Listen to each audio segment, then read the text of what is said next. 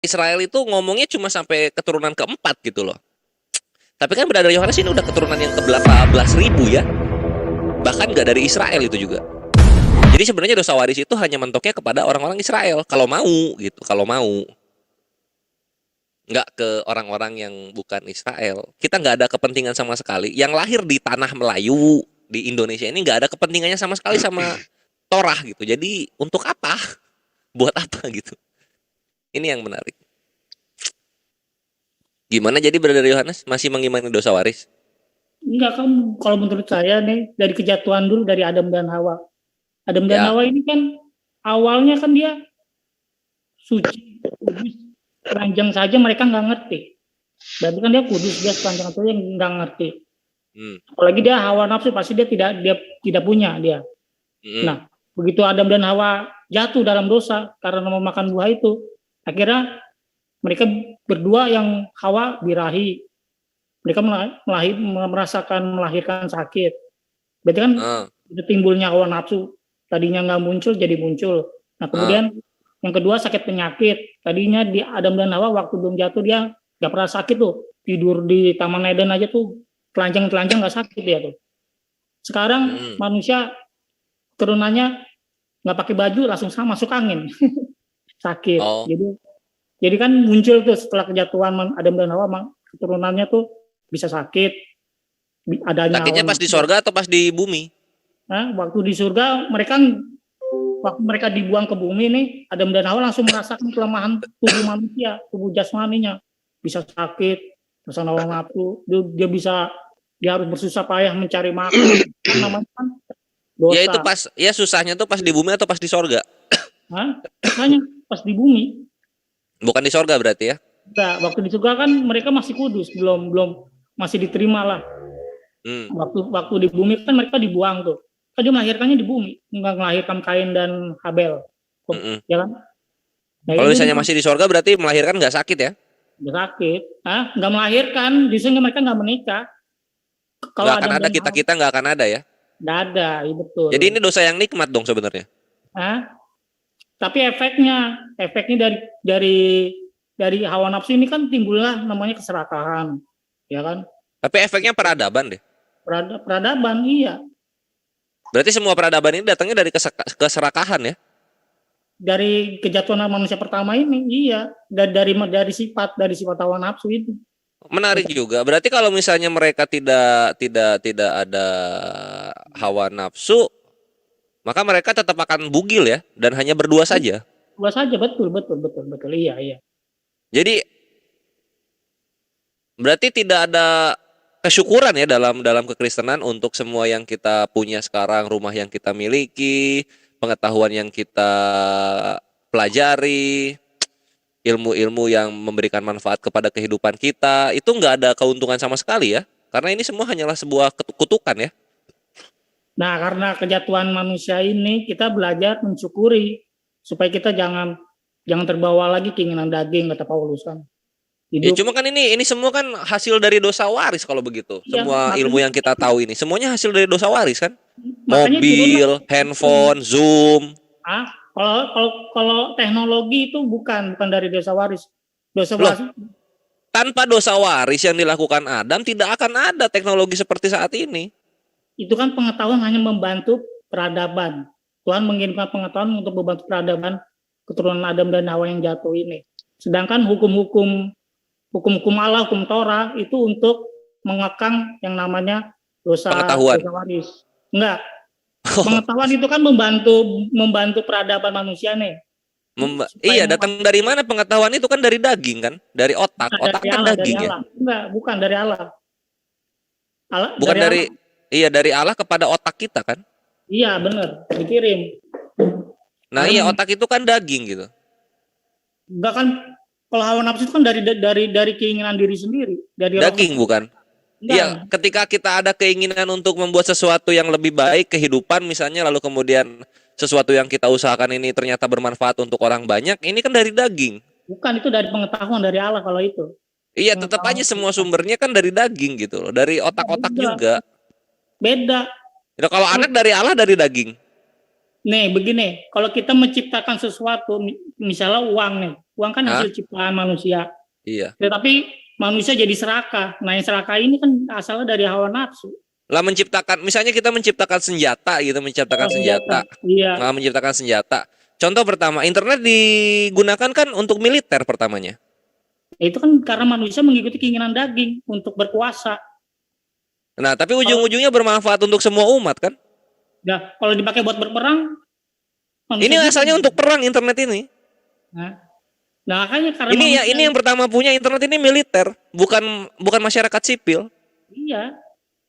Tapi kan akibatnya kalau manusia itu tidak dikendalikan oleh hukum-hukum Allah, jadi nafsu mereka yang jalan, akhirnya terjadilah internet ya dipakai buat itu dia buat, kita kembali lagi ke Adam, karena Adam mempunyai nafsunya, maka terjadilah sebuah peradaban yang kita nikmati sekarang gitu. Apa tidak menikmati Brother Yohanes dengan peradaban sekarang?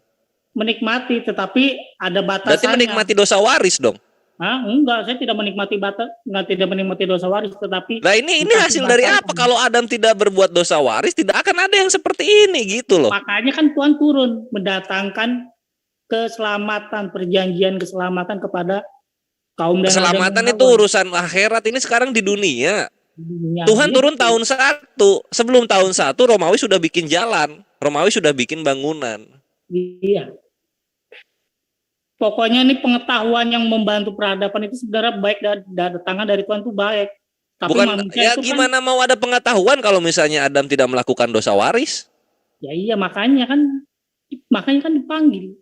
Dipanggil apa tuh? Maksudnya dipinggil untuk diselamatkan, dipilih untuk diselamatkan hubungan nanti. Ini kita bicarain teknologi yang sekarang yang berangkat dari dosa waris.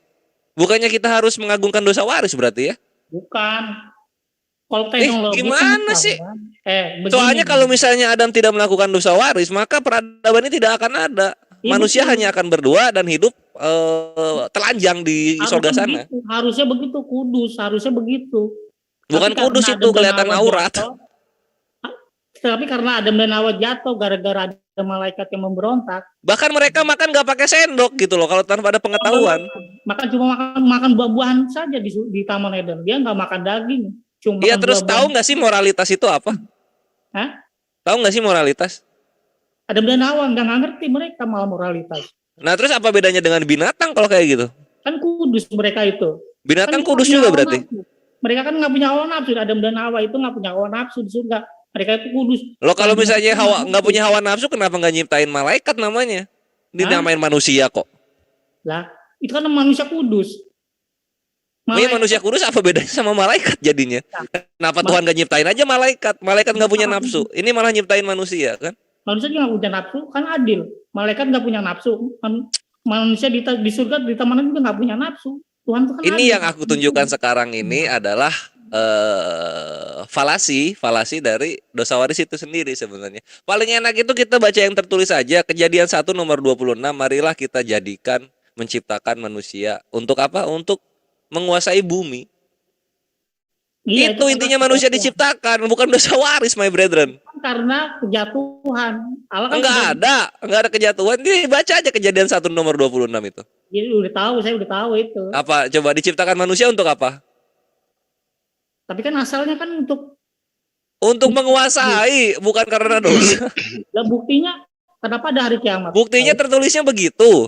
Lah buktinya ada hari kiamat. Ayo. Berarti kan ya karena semua yang mempunyai awal pasti ada akhirnya, my brethren. Begitu. Semua yang mempunyai awal pasti ada akhirnya. Nah, ya itu dia. Yesus awalnya apa? Lahir. Akhirnya apa? Diangkat ke langit. Nah. Kan gitu. Iya. Yang tidak ada awal dan tidak ada akhirnya itu hanya Allah Azza wa Jalla, hanya Tuhan. Semua manusia, semua ciptaan ada tujuannya. Dan manusia tujuannya bisa kita lihat kalau di Al-Quran. Dalilnya itu ada di Al-A'raf, ayatnya lupa aku. Kalau di Biblos Kejadian 1 nomor 1. Kejadian 1 nomor 26. Itu loh. Nggak ada dosa waris jadi. Karena itu ketika dosa waris kita tabrakan dengan teknologi, bingung sendiri. Karena Karena peradaban yang ada saat ini nggak mungkin karena dosa datangnya gitu. Teknologi itu bukan sebuah dosa, bro. Itu pengetahuan dari Tuhan. Langsung Iya, dikirim. pengetahuan, gimana caranya pengetahuan Tuhan bisa teraplikasikan kalau misalnya Adam tidak bisa tidak melakukan dosa waris. Gitu loh. Karena waktu Adam dan jatuh, bro. Bahkan nggak ada, apa namanya, nggak pakai baju. Oh my dog, aurat kemana-mana. Aduh, Begini, itulah. Nanti kalau misalnya ditebentrokan sama binatang, bingung lagi Brother Yohanes jawabnya. Waktu Adam dan Hawa jatuh ke dalam dosa, memang Tuhan membantu peradaban. Nah, ini Kejadian 1 nomor 26. Berfirmanlah Allah, baiklah kita menjadikan manusia menurut gambar dan rupa kita, supaya, perhatikan ini, supaya artinya apa? Tujuan. Mereka berkuasa. Iya. Untuk berkuasa atas apa? Ikan-ikan di laut dan burung-burung di udara dan atas ternak atas seluruh bumi. Berarti supaya mereka berkuasa di mana? Laut, udara, dan bumi. Iya, dia berkuasa setelah jatuh. Ini udah jatuh belum? Ini ketika Tuhan berfirman ini udah jatuh manusianya? Belum jatuh. Ya itu dia, bukan karena dijatuhkan, tapi karena memang dilantik oleh Tuhan. Kau menjadi, kalau dalam bahasa Islamnya khalifah, menjadi khalifah, berkuasa gitu. Bukan karena berdosa, masa supaya mereka berdosa atas ikan-ikan di laut dan burung-burung di udara dan atas ternak dan atas seluruh bumi. Itulah my Brandon. Misteri Tuhan. Padahal misteri apa? Enggak misteri, ini terang benderang dalilnya. Ada Kejadian 1 nomor 26. Adam dan Hawa jatuh, Tuhan malah marah. Ayo.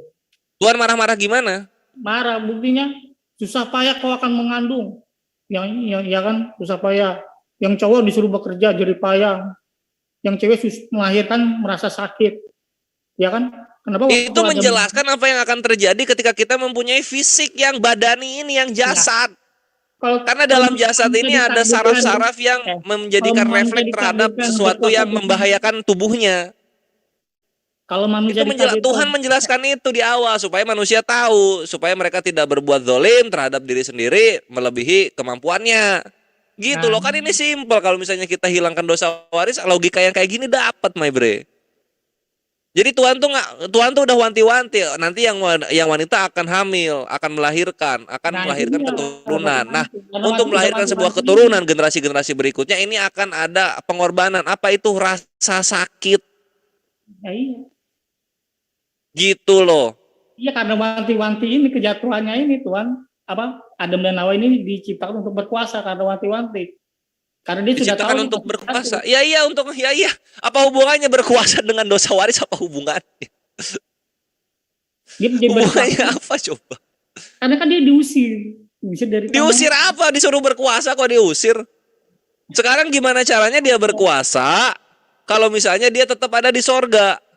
Orang ikan-ikan, ternak, burung-burung adanya di bumi, gimana berkuasanya coba manusia?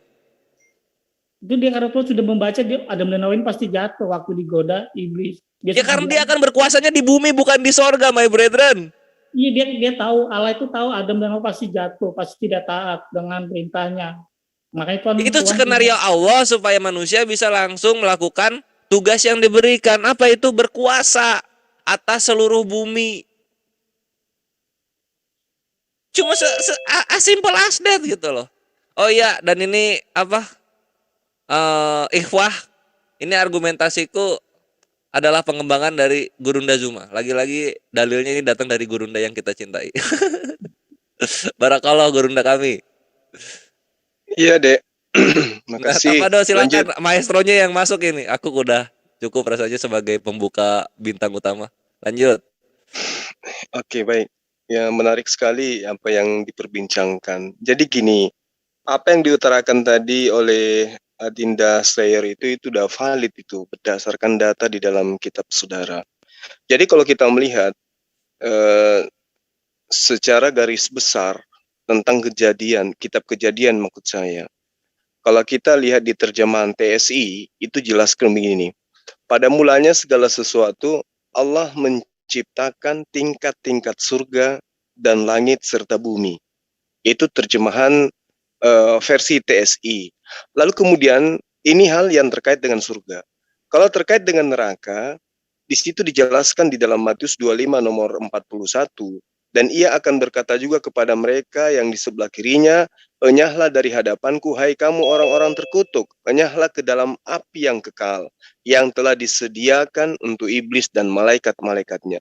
Jadi sebelum Adam dicipta, surga neraka itu memang lebih dulu diciptakan oleh Allah, diperuntukkan oleh Allah untuk orang-orang yang melanggar aturan mainnya Tuhan. Terkait dengan saudara mengatakan adanya dosa waris, itu sangat bertentangan dengan ajaran yang kemudian diajarkan oleh para nabi. Contoh misalnya dalam di dalam Kejadian 5 nomor 2. Kalau kita melihat di dalam Kejadian nomor 2, itu Adam alaihissalam tidak pernah diterangkan bahwa dia itu memiliki dosa waris. Itu nggak ada dosa waris itu. Dosa waris itu diciptakan, dibuat oleh Paulus. Ya, di Kejadian 5 nomor 2 itu seperti yang saya terangkan beberapa saat yang lalu, Adam itu diberkati sejak dia dicipta. Sebelum dia dicipta dia sudah diberkati. Zakar anu keba bara'am wa barek otam wa yikra et sama Adam beyom hibaraim. Itu jelas itu. Jadi Adam itu dicipta menjadi manusia itu karena memang dia sudah diberkati oleh Allah. Makanya di dalam Al-Quran dikatakan, fatalaqa Adamu min rabbih kalimatin fataba alaih, innahu huwat tawwabur rahim. Kemudian Adam menerima beberapa kalimat dari Allah, lalu Allah pun menerima taubatnya. Sungguh Allah Maha Penerima taubat, lagi Maha Penyayang. Nah, kalau kita melihat dari sudut pandang agama sahabat kita, diterangkan begini, seperti yang disampaikan oleh adik saya tadi. Di dalam Kejadian 1 nomor 26, berfirmanlah Allah, baiklah kita menjadikan manusia menurut gambar dan rupa kita. Supaya apa? Supaya manusia ini berkuasa atas ikan-ikan di laut, burung-burung di udara, dan atas ternak, dan atas seluruh bumi, dan atas segala binatang melata yang meratap di bumi. Jadi sebelum diciptakan Adam ini, itu memang dirancang oleh Allah untuk ditempatkan di bumi. Baiklah kita menciptakan manusia untuk berkuasa terhadap ikan, terhadap burung, terhadap semua yang ada di atas bumi, dan segala binatang yang melata di atas bumi. Ini Adam belum dicipta loh. Lalu diterangkan di atas berikutnya, maka Allah menciptakan manusia itu menurut gambarnya, menurut sketsa, menurut rancangannya. Maka diciptalah manusia itu laki-laki dan perempuan. Setelah dirancang untuk menempati bumi, barulah kemudian rancangan itu diaplikasikan dalam bentuk ciptaan. Maka terciptalah Adam alaihissalam.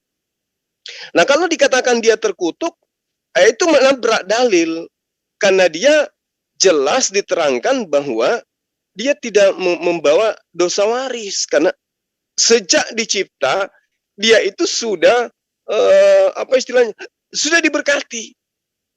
Adam itu sudah diberkati sejak semula. Belum lagi ketika kita melihat di dalam kitab saudara bahwa semua dosa itu diampuni oleh Allah. Semua dosa manusia diampuni oleh Allah. Kecuali dosa menghujat Roh Kudus. Nah, tuh. Semua dosa itu diampuni oleh Allah. Itu diterangkan di dalam kitab Anda. Namun ada satu dosa yang tidak diampuni oleh Allah, yaitu dosa menghujat Roh Kudus. Iya. Ya. Silakan. Nah, silakan Bang. Surga waktu di zaman Adam dan Hawa ada di langit apa di bumi? Jelas adanya di langit. Di bumi. Waktu Adam dan Hawa belum jatuh dalam dosa. Ya. Itu adanya di bumi. Oke. Taman Firdaus itu ada di bumi. Baik. Bukan di langit. Oke, baik. Iya. Baik. Itu saya terima penjabaran saudara. Baik, saya terima. Tapi kemudian ketika sahabat saya mengatakan surga itu adanya di bumi, bagaimana kemudian Anda bisa menjelaskan ke kita ketika dikatakan Gan Eden? Gan Eden artinya taman di Eden. Ada taman di Eden. Kalau dikatakan Gan Eden itu adanya di bumi, itu gimana ceritanya? Sementara kelak Adam itu diusir dari Gan Eden, dari taman yang ada di Eden, menuju ke bumi. Kalau dia diusir dari Eden, dan Eden itu adanya di bumi, berarti dia diusir dari bumi ke bumi, gitu maksudnya. Surganya langsung naik ke langit, memisahkan dari Adam dan Hawa yang sudah jatuh dalam dosa. Jadi maksud saudara, tadinya surga itu di bumi, begitu Adam jatuh ke dosa, dia jatuhnya ke bumi, surganya terangkat ke langit. Surganya ke langit, Adam tetap di bumi, kan sudah di bumi Adam dan Hawa. Ya, berarti surganya terangkat ke langit gitu. Ya, maksudnya yang direncanakan Tuhan untuk berkuasa memang berkuasa Adam dan Hawa atas kitab-kitabnya, karena surga itu di bumi, Adam dan Hawa di bumi. Memang benar rancangan Tuhan menciptakan burung-burung langit, burung-burung, ikan-ikan, hewan-hewan itu memang untuk berkuasa, memang berkuasa. Karena surga dulu di bumi. Nah, waktu Adam dan Hawa jatuh, surga memisahkan dari Adam dan Hawa, mereka ke langit karena kan dosa terputus. Dosa itu membuat hubungan Allah terputus dengan manusia. Nah disinilah. Jadi maksud saudara, surganya itu terangkat ke langit. Iya betul, surganya terangkat ke langit, memisahkan diri dari Adam dan Hawa yang sudah jatuh. Memisahkan diri dengan bumi gitu. Iya. Ada dalilnya enggak, Bang? Kayaknya ada nih, bentar saya lihat. Iya, silakan. Karena ini adalah hal baru buat saya. Kalau surga itu tadinya menyatu dengan bumi, begitu Adam jatuh ke dosa, surga memisahkan diri ke langit. Iya. Silakan. Mana ya? Saya agak lupa tadi mana. Kejadian berapa ya? Yang perlu dipahami, Gan itu taman, Eden itu adalah nama tempat. Iya.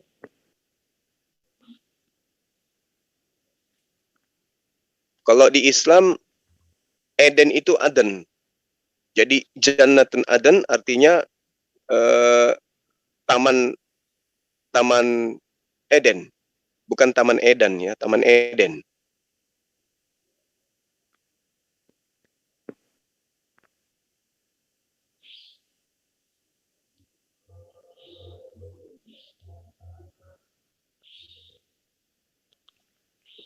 Jadi saya baru dengar kali ini ada tadinya surga atau Gan Eden menyatu dengan bumi, kemudian ketika Adam jatuh ke dosa, Gan Eden ini terangkat ke langit.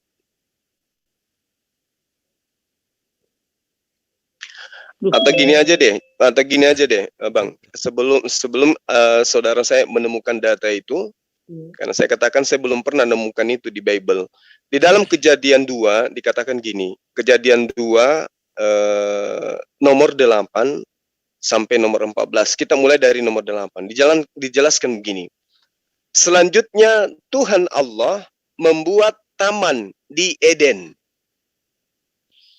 Taman di Eden di sebelah timur. Disitulah ditempatkannya manusia yang dibentuknya itu. Nah, kalau dikatakan bahwa Eden ini adalah bumi, berarti harusnya Tuhan Allah membuat taman di bumi. Tapi di sini diterangkan Tuhan membuat taman di Eden. Eden ini apa ini?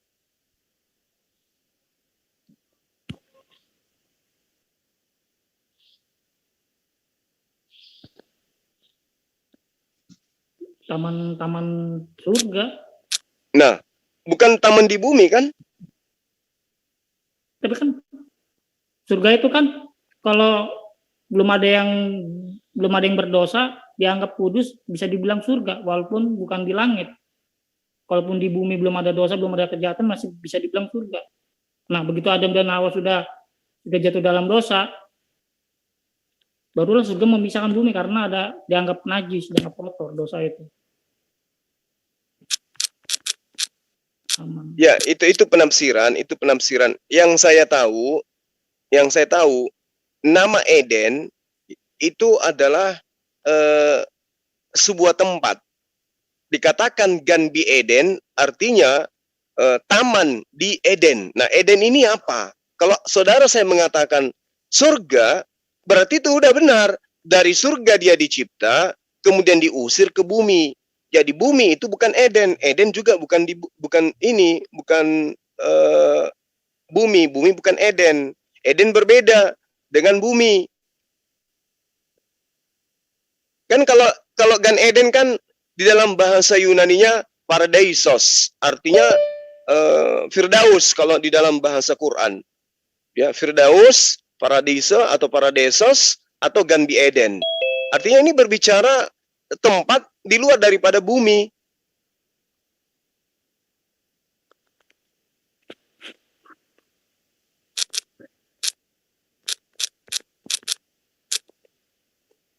Data ini mungkin bisa dibaca di dalam untuk memperkuat ya bahwa Gan Eden itu bukan di bumi. Bisa dilihat di Yehezkiel 28 nomor 13. Engkau di Taman Eden. Maksudnya taman di Eden, bukan dikatakan engkau taman di Eden di bumi, tapi engkau di taman di Eden, yaitu taman Allah, penuh segala batu permata yang berharga. Gitu. Disebutkan di situ yaspis merah, krisolit, yaspis hijau, permata virus, krispras enetris, lalu kemudian lasorit, batu dara dan malaikat. Dan itu tidak ada di bumi. Jadi Gan Eden itu bukan di bumi. Nanti setelah Adam ya melakukan sebuah pelanggaran, melahirkan sebuah kesempurnaan bagi ciptaan Tuhan. Kenapa saya katakan ciptaan Tuhan? Antara malaikat ketika dicipta dengan iblis tidak bisa saling menggoda satu sama lain. Malaikat tidak bisa digoda oleh iblis. Iblis tidak bisa digoda oleh malaikat. Tapi ketika manusia yang bernama Adam dicipta, ternyata malaikat mampu berinteraksi dengannya, mengajarkan kebaikan, kemudian iblis juga mampu berinteraksi dengan manusia, mengajarkan kejahatan. Inilah yang disempurnakan oleh Allah. Malaikat tanpa syahwat, tapi memiliki akal. Iblis itu ada syahwatnya, tapi mereka tidak punya akal. Dalam arti kata, mereka punya keinginan itu tidak didandaskan terhadap kebenaran akal. Sampai mereka mau rela masuk ke neraka demi untuk kesombongan mereka yang menolak untuk bersujud kepada manusia pertama, yaitu Adam. Nah, kembali kepada tema yang tadi, saya rasa sahabat saya tidak akan pernah bisa menemukan data itu, bahwa Gan Eden itu adanya di bumi, atau yang Anda katakan bahwa ketika terjadi dosa yang dilakukan oleh Adam, itu Gan Eden memisahkan diri dengan bumi. Saya rasa itu tidak akan pernah Anda temukan. Lalu kemudian, terkait dengan dosa waris. Kalau kita berbicara mengenai dosa waris, saya rasa itu sangat berat untuk diterima. Kenapa? Karena manusia dicipta itu tidak membawa dosa. Itu Yesus sudah banyak ajarkan itu. Bagaimana kemudian manusia harus hidup seperti layaknya anak-anak kecil. Nah, dari mana dosa waris ini muncul? Dari pengajaran Paulus. Roma 5 nomor 12, 1 Korintus 15 nomor 21 sampai nomor 22, Roma 3 nomor 23 sampai nomor 24, Galatia 6 nomor 11, Roma 3 nomor 7, 2 Korintus 11 nomor 17. Itu adalah pengajaran-pengajaran yang kemudian digunakan untuk mengatakan manusia punya dosa waris yang kemudian harus ada menjadi penebus.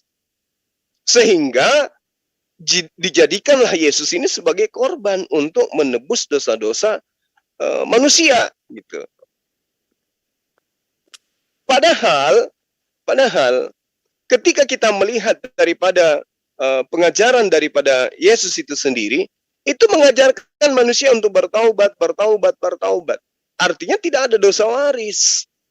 Bahkan di dalam Matius 21 nomor 31, Yesus menerangkan bahwa Yohanes itu dengan percaya kepada pengajaran Yohanes, pelacur dan juga pemungut cukai itu lebih dulu masuk ke dalam Gan Eden daripada orang yang menganggap bahwa Yesus itu adalah Tuhan yang datang untuk menebus dosa manusia. Inilah yang saya katakan bahwa dosa waris itu tidak akan pernah Anda temukan di dalam perjanjian lama. Yang Anda temukan dosa waris itu adanya di surah-surah Paulus. Sementara yang saya katakan tadi bahwa di dalam Kejadian 5 nomor 2, Adam alaihissalam itu dari sejak semula diberkati. Pada proses penciptaannya pun dia sudah diberkati. Dia diberkati oleh Allah. Sekira begitu dari saya. Karena kalau kita lihat tentang dosa waris, misalnya di dalam Yesaya 43 nomor 25, akulah dia yang menghapus dosa pemberontakanmu, oleh karena aku sendiri dan aku tidak mengingat-ingat dosamu lagi. Yesaya 55 nomor 6 sampai nomor 7, carilah Tuhan selama ia berkenan ditemui, berserulah kepadanya selama ia dekat. Baiklah orang fasik meninggalkan jalannya dan orang jahat meninggalkan rancangannya. Baiklah ia kembali kepada Tuhan, maka dia akan mengasihinya, dan kepada Allah kita, sebab ia memberi pengampunan dengan kelimpahannya. Yeremia 31 nomor 34. Dan tidak usah lagi orang mengajar sesama atau mengajar saudaranya dengan mengatakan kenallah Tuhan, sebab mereka semua besar kecil akan mengenal aku. Demikianlah firman Tuhan, sebab aku mengampuni kesalahan mereka dan tidak lagi mengingat dosa-dosa mereka. Jadi dosa waris itu nggak ada. Dosa waris itu munculnya nanti di pengajaran Paulus. Lalu kemudian sempat tadi saya melihat terkait dengan materi sahabat saya yang saudara siapa? Yohanes, ya, membahas tentang dosa. Menurut saudara, dosa itu adalah pelanggaran karena tidak mengasihi Allah. Nah, itu sudah benar itu. Jadi dosa itu adalah muncul akibat karena tidak mengasihi Allah. Maka manusia harus mengasihi Allah. Makanya dikatakan yang seperti data yang sempat saya lihat dari Anda, kasihilah Allahmu dengan segenap akal budimu, dengan segenap kekuatanmu, dengan segenap jiwamu, segenap hatimu, segenap akal budimu, dan seterusnya. Itu betul itu. Maka ketika orang yang mengasihi Allah, itu adalah orang-orang yang mentaati segala perintah Allah. Karena itulah kemudian Allah menerangkan di dalam Ulangan 44 nomor 2, Ulangan 12 nomor 32, Ulangan 13 nomor 11, Amsal 30 nomor 6. Jangan kau menambahi perintahku dan jangan kamu menguranginya. Jadi perintah Tuhan, ketika dijalankan perintahnya, itulah bukti kita mengasihi dia. Ulangan 12 nomor 32, segala yang kuperintahkan kepadamu haruslah kamu lakukan dengan setia. Janganlah engkau menambahi dan jangan pula engkau mengurangi. Itu yang dimaksud kasih. Amsal 30 nomor 6, jangan menambahi firman-Nya supaya engkau tidak ditegurnya dan supaya engkau tidak dianggap sebagai pendusta. Jadi aturan Tuhan itu tidak boleh ditambah, tidak boleh dikurangi.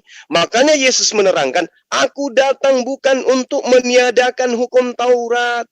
Aku datang untuk menggenapi. Apa menggenapi itu? Melengkapi, menyempurnakan. Bukan menghilangkan. Sementara Paulus, Galatia 5 nomor 1. Dengan matinya Yesus Kristus, maka kita dibebaskan dari aturan-aturan Tuhan dan dimerdekakan dari kuk penghambaan. Bertentangan 180 derajat. Yesus mengukuhkan perintah Tuhan, jangan ditambah, jangan dikurangi. Paulus justru menghapuskan perintah Tuhan. Lalu mengatakan ajaran kasih. Kasih itu apa? Ya entah, kasih itu apa. Padahal kasih kepada Allah adalah taat kepada perintah Allah. Kayak mana mau kasih kepada Allah kalau perintahnya dihapus? Saya kira begitu sahabat saya. Ini sekedar sharing aja, sebatas pengetahuan saya belajar tentang Al-Quran dan juga kitab sahabat saya. Silakan.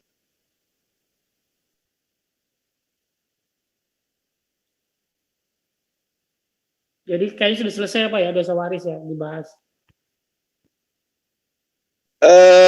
Dari saya udah selesai. Kalau misalnya saudara saya mau tanggapin atau mau menambahkan, silakan. Ya bagaimana mau menanggapi ya? Emang banyak, cuma orang Kristen saja sih yang percaya dosa waris dibanding Yahudi, dibanding emang cuma di kalangan Kristen aja sih yang begini. Iya, karena itulah saya hanya sekedar sebagai saudara sebangsa setanah air untuk menyampaikan data-data yang ada di dalam kitab. Karena saya tidak berbicara berdasar terhadap kemauan atau nafsu saya sendiri. Di dalam Roma 7, nomor 9, nomor 10, dahulu aku hidup tanpa hukum Taurat. Akan tetapi sesudah datang perintah itu, dosa mulai hidup. Bayangkan. Jadi dengan adanya aturan-aturan Tuhan kepada manusia, Paulus ini mengatakan dosa itu sudah mulai hidup. Dulu sebelum ada perintah Taurat, mau melakukan apapun tidak dihitung dosa. Jadi maunya dia, tidak usah ada aturan. Supaya ketika manusia melakukan sesuatu, itu tidak dianggap dosa. Itu maunya Paulus. Ya, itulah makanya kalau sahabat saya sudah mengakui memang dosa waris itu ada yang di Kristen, alhamdulillah. Semoga teman-teman Kristen itu bisa mendengarkan dan memahami bahwa saudara saya Yohanes ini adalah orang yang benar. Saudara Yohanes ini adalah orang yang menggunakan akal sehat. Silakan Adinda Kores, mungkin ada yang ingin mau ditambahkan. Iya. Iya, jazakallah khair Gurunda untuk tausiahnya, dan semoga Brother Yohanes mau mulai terbuka gitu. Karena kalau misalnya hanya berlaku di kekristenan, maka itu bukan kebenaran. Karena yang namanya kebenaran berlakunya universal, semua merasakan. Itu yang mesti dipahami. Contoh misalnya Yeskiel 18 nomor 20, tidak akan ada anak mati karena bapaknya, tidak akan ada bapak mati karena anaknya. Ini aja udah membantah dengan tegas dosa waris itu eksis. Gitu my brethren. Jadi yang paling benar itu jika Tuhan Maha Pengampun, maka mengampuni sudah cukup. Nggak ada pakai dosa waris gitu. Nggak ada pakai seorang korban akan mengampuni seorang agresor dengan cara membunuh anaknya. Itu nggak ada itu. Nggak begitu caranya gitu. Ampuni yang ampuni saja. Namanya juga pengampunan, nggak akan ada pamrih di belakangnya gitu kan. Karena apa ya, ujung-ujungnya kan Yesus turun juga menjadi hakim yang adil. Dia akan menghakimi setiap perbuatan dihakimi gitu. Kalau misalnya dosa waris ada, aturan Adam aja yang dihakimi Yesus, nggak semua manusia. Kan gitu ya. Itu aja sih paling Brethren Yohanes. Kalau mau ditanggapi silahkan, kalau mau topik yang lain silahkan. Ganti topik aja lah yang lain. Topik yang lain ya. Siap ya. Topik yang lain. Topik yang lain. Kalau kita udah ke dosa waris, alangkah enaknya kita lanjut ke keselamatan.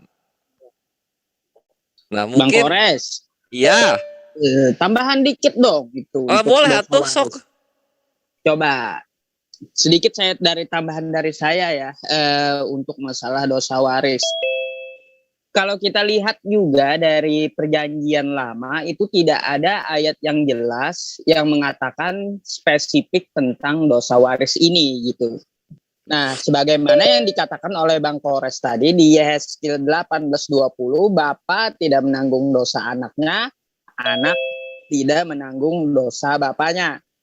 Kalau kita lihat perjanjian baru ya hanya ada di kata-kata Paulus. Lalu bagaimana dengan Islam gitu? Nah, kalau Islam ini agama yang paling adil. Coba kalau buka di Quran surah Al-Zalzalah itu. Famay ya'mal mithqala dzarratin khairan yarah wa may ya'mal mithqala dzarratin syarran yarah.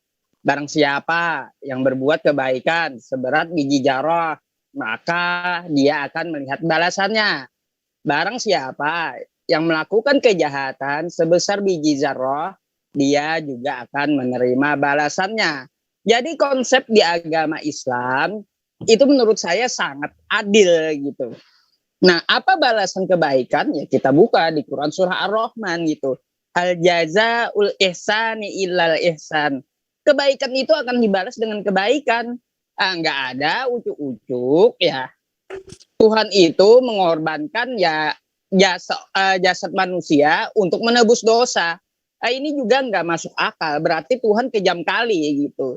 Nah, mungkin seperti itu tanggapan saya. Mungkin saudara Yohanes bisa terbuka gitu pemikirannya. Tambahan sedikit aja dari saya. Terima kasih Bang Kores.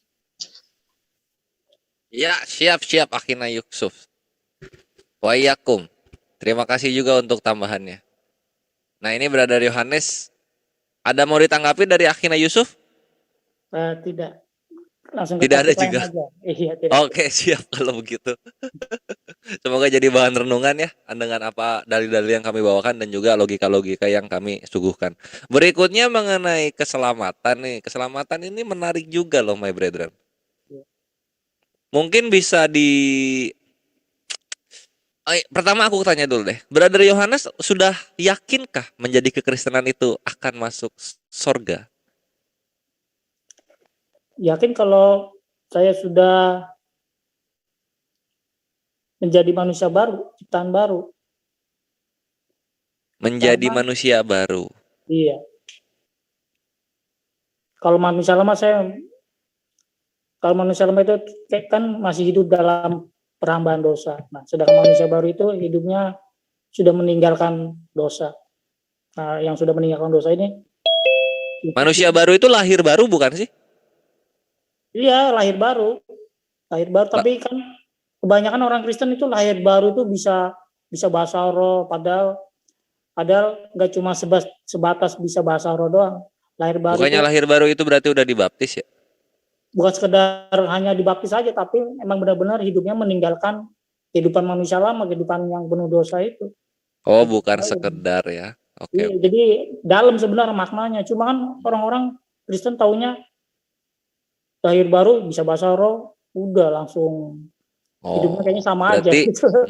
I see. Iya. Berarti manusia baru ini adalah orang-orang yang sudah menjalankan apa yang diperintahkan Yesus. Iya, Maka percaya Udah pasti Yesus dikenal. Tuhan gak cukup ya masuk surga itu? nggak cukup, harus dikenal Allah. Gak cukup. Nggak cukup, iya. Harus dikenal Allah. Nah, Allah itu mengenal orang yang melakukan kehendaknya, yang dikenal. Beautiful. Jadi nggak cukup. Gimana? Iya, Allah itu hanya mengenal orang-orang yang melakukan kehendaknya. Kan sudah ada di Matius berapa itu? Bukan orang yang berseru-seru kepadaku, tetapi Matius 7 nomor 21. nah itu dia. Kan yang dikenal Allah kan cuma yang melakukan perintahnya, melakukan kehendaknya.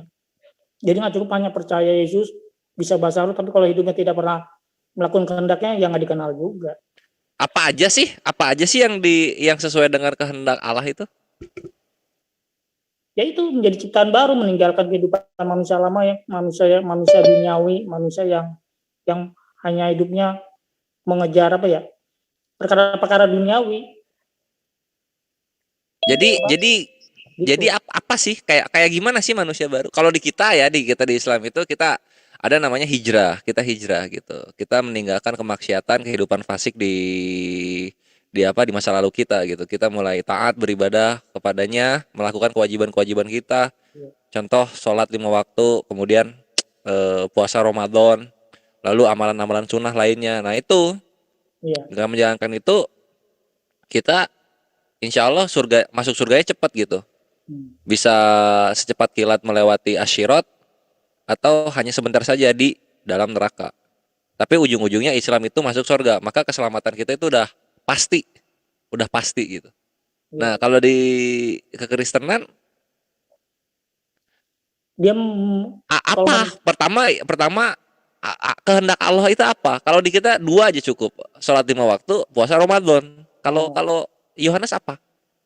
hidup kudus, mengkuduskan hati, membebaskan hati. Membebaskan hati itu sama aja kayak mensucikan hati. Iya, apa perbuatannya apa jadi?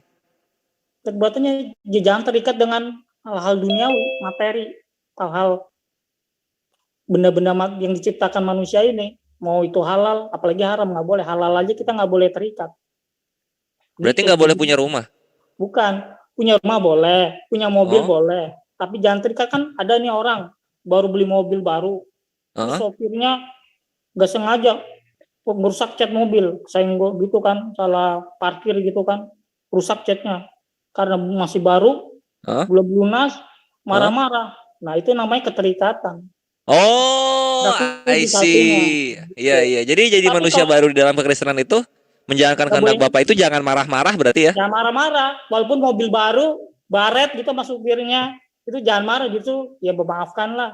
Maksudnya I see, I begitu, see. kayak gitu Jadi maksudnya. selama tidak marah-marah, keselamatan itu pasti ya? Iya, orang itu berarti hidupnya sudah benar, sudah kudus. Kalau marah-marah itu kan dosa, Menarik, menarik. lagi Iya, iya. maki-maki gitu, yang keluar kebun binatang, waduh. Nggak boleh, nggak boleh. Boleh. Jadi sekalinya marah-marah, nggak masuk surga dia. Dosa, jadi dihitung dosa, upah dosa maut, nah iya nggak masuk. Gimana caranya kekristenan yang ada di TNI, di kepolisian gitu, di orang-orang yang menginterogasi penjahat, kalau nggak marah-marah? Makanya tergantung dari mindset orang pendeta itu yang ngajarin, kan tergantung dari pendetanya itu kan beda-beda. Emak-emak gimana tuh kalau nggak marah sama anaknya kalau anaknya kurang ajar coba?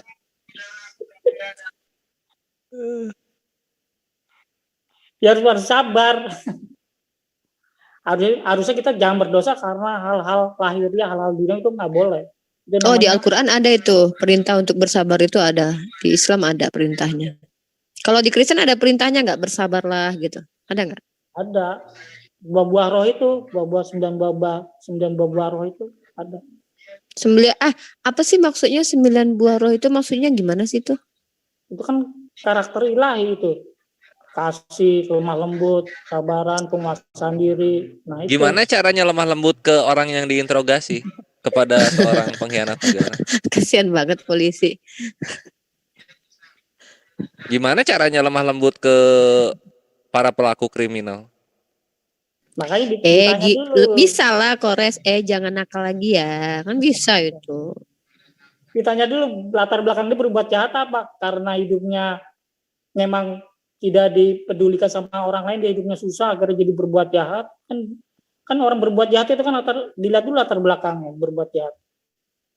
Kalau dia Iya, pas berbuat nangkapnya jahat, gimana? Caranya menangkap dengan lemah lembut tuh gimana? enggak, nangkapnya biasa nangkap. Tapi nangkap biasa, kalau dia lari dia ditembak kakinya gitu kalau lari. Nah, Gimana nembak tanpa marah-marah itu?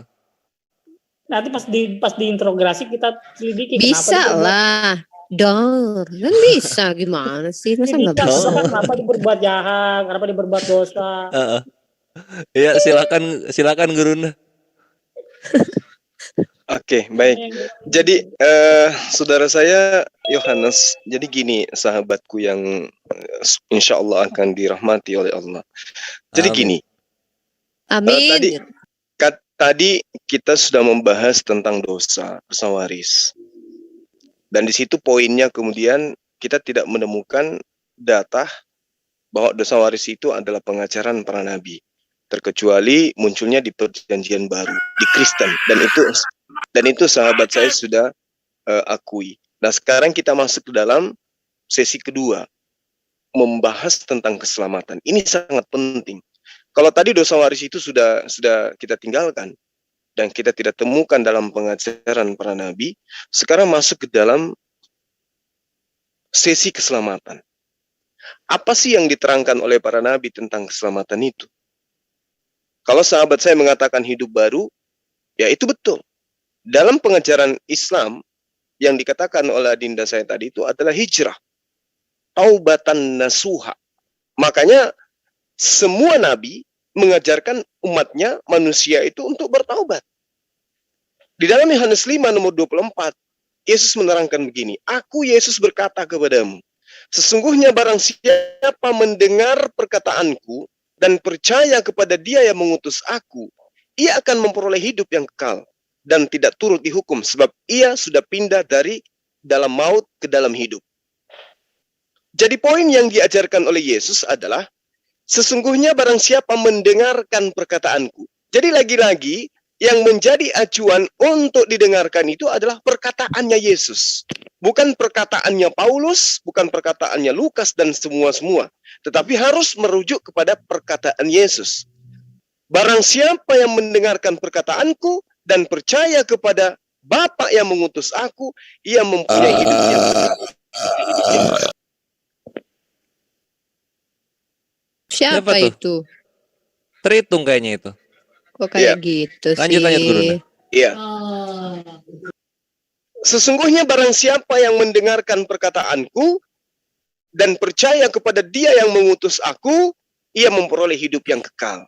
Nah, kalau percaya kepada oknum yang mengutus Yesus dan mendengarkan perkataan Yesus, maka hukumnya wajib apa yang diterangkan kemudian oleh para nabi itu harus ditaatin. Contoh misalnya di dalam Matius 5 nomor 17. Janganlah kamu menyangka bahwa aku datang untuk meniadakan hukum Taurat atau kitab para nabi. Aku datang bukan untuk meniadakannya, melainkan untuk menggenapinya. Nah, Aduh, jangan kayak gitulah. Itu nyamar itu. Bukan Siapa saya itu? Res dicari itu. Udah. Oh, Ya, jangan jadi gelap. menggenapi di sini bukan menghilangkan. Yang dikatakan menggenapi angka 9 tambah 1 jadi 10.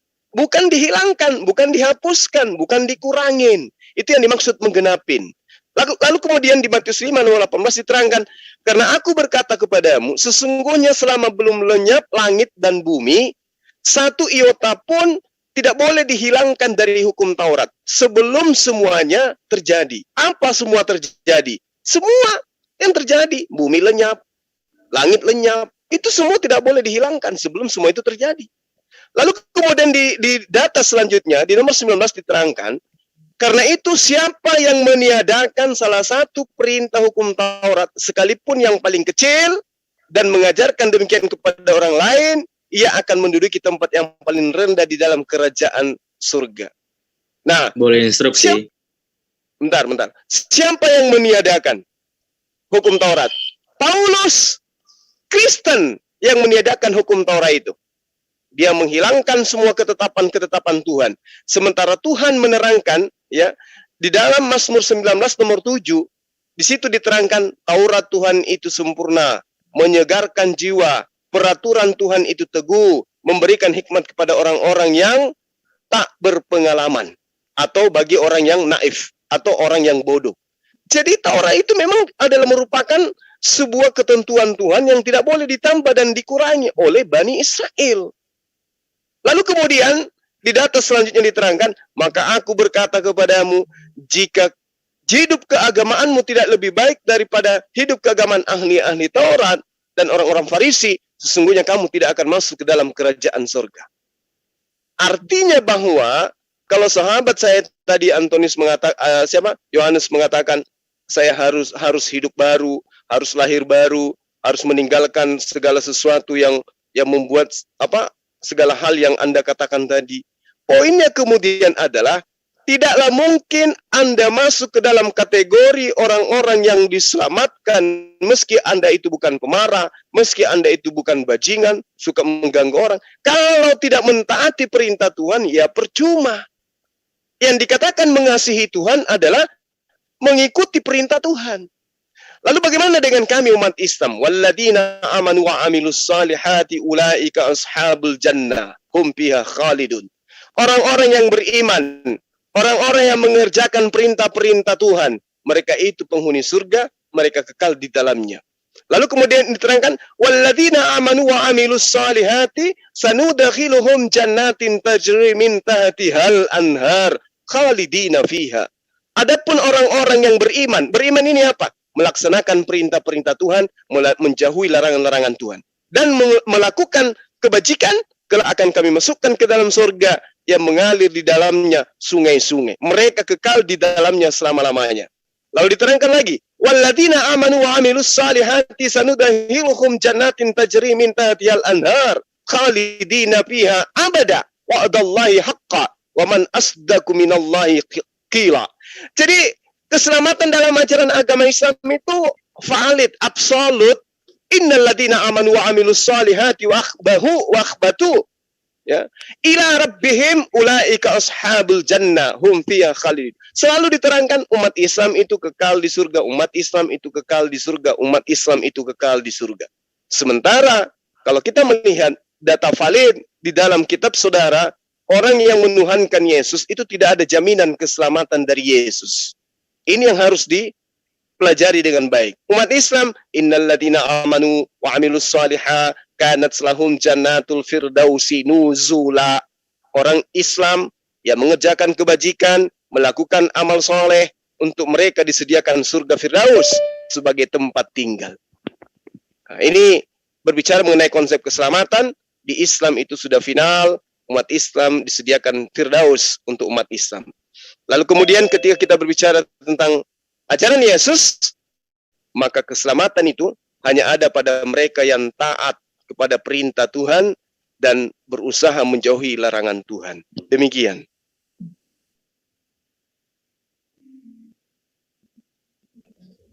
Maaf sebelumnya. Saya boleh ngomong?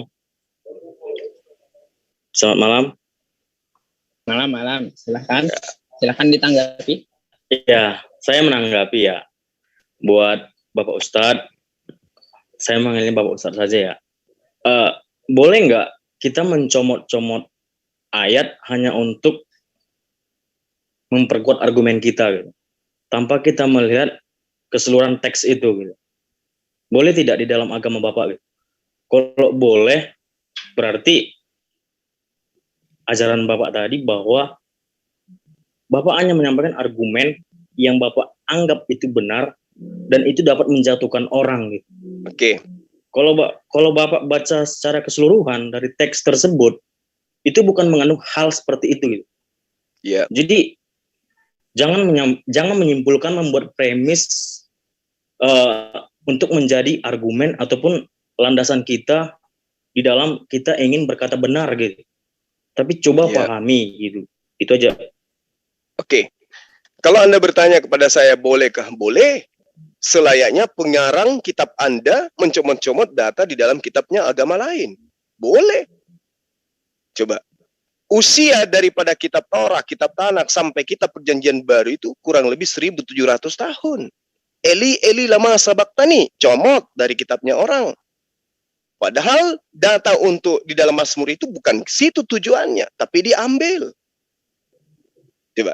Oke. Siapa yang mengatakan itu? Yesus. Berarti Yesus membolehkan mengambil data di dalam agama orang lain untuk kemudian diajarkan kepada agamanya, pada pengikutnya. Kan begitu. Nah sekarang kalau misalnya sahabat saya mengatakan nggak boleh mencomot ayat, berarti Anda membolehkan saya dan Anda minta saya membaca dari kitab Kejadian sampai kitab Wahyu. Lucu itu. Sementara orang di gereja, para pendeta, pastor juga hanya ayat-ayat yang mengenakan kuping jemaatnya yang dia ambil.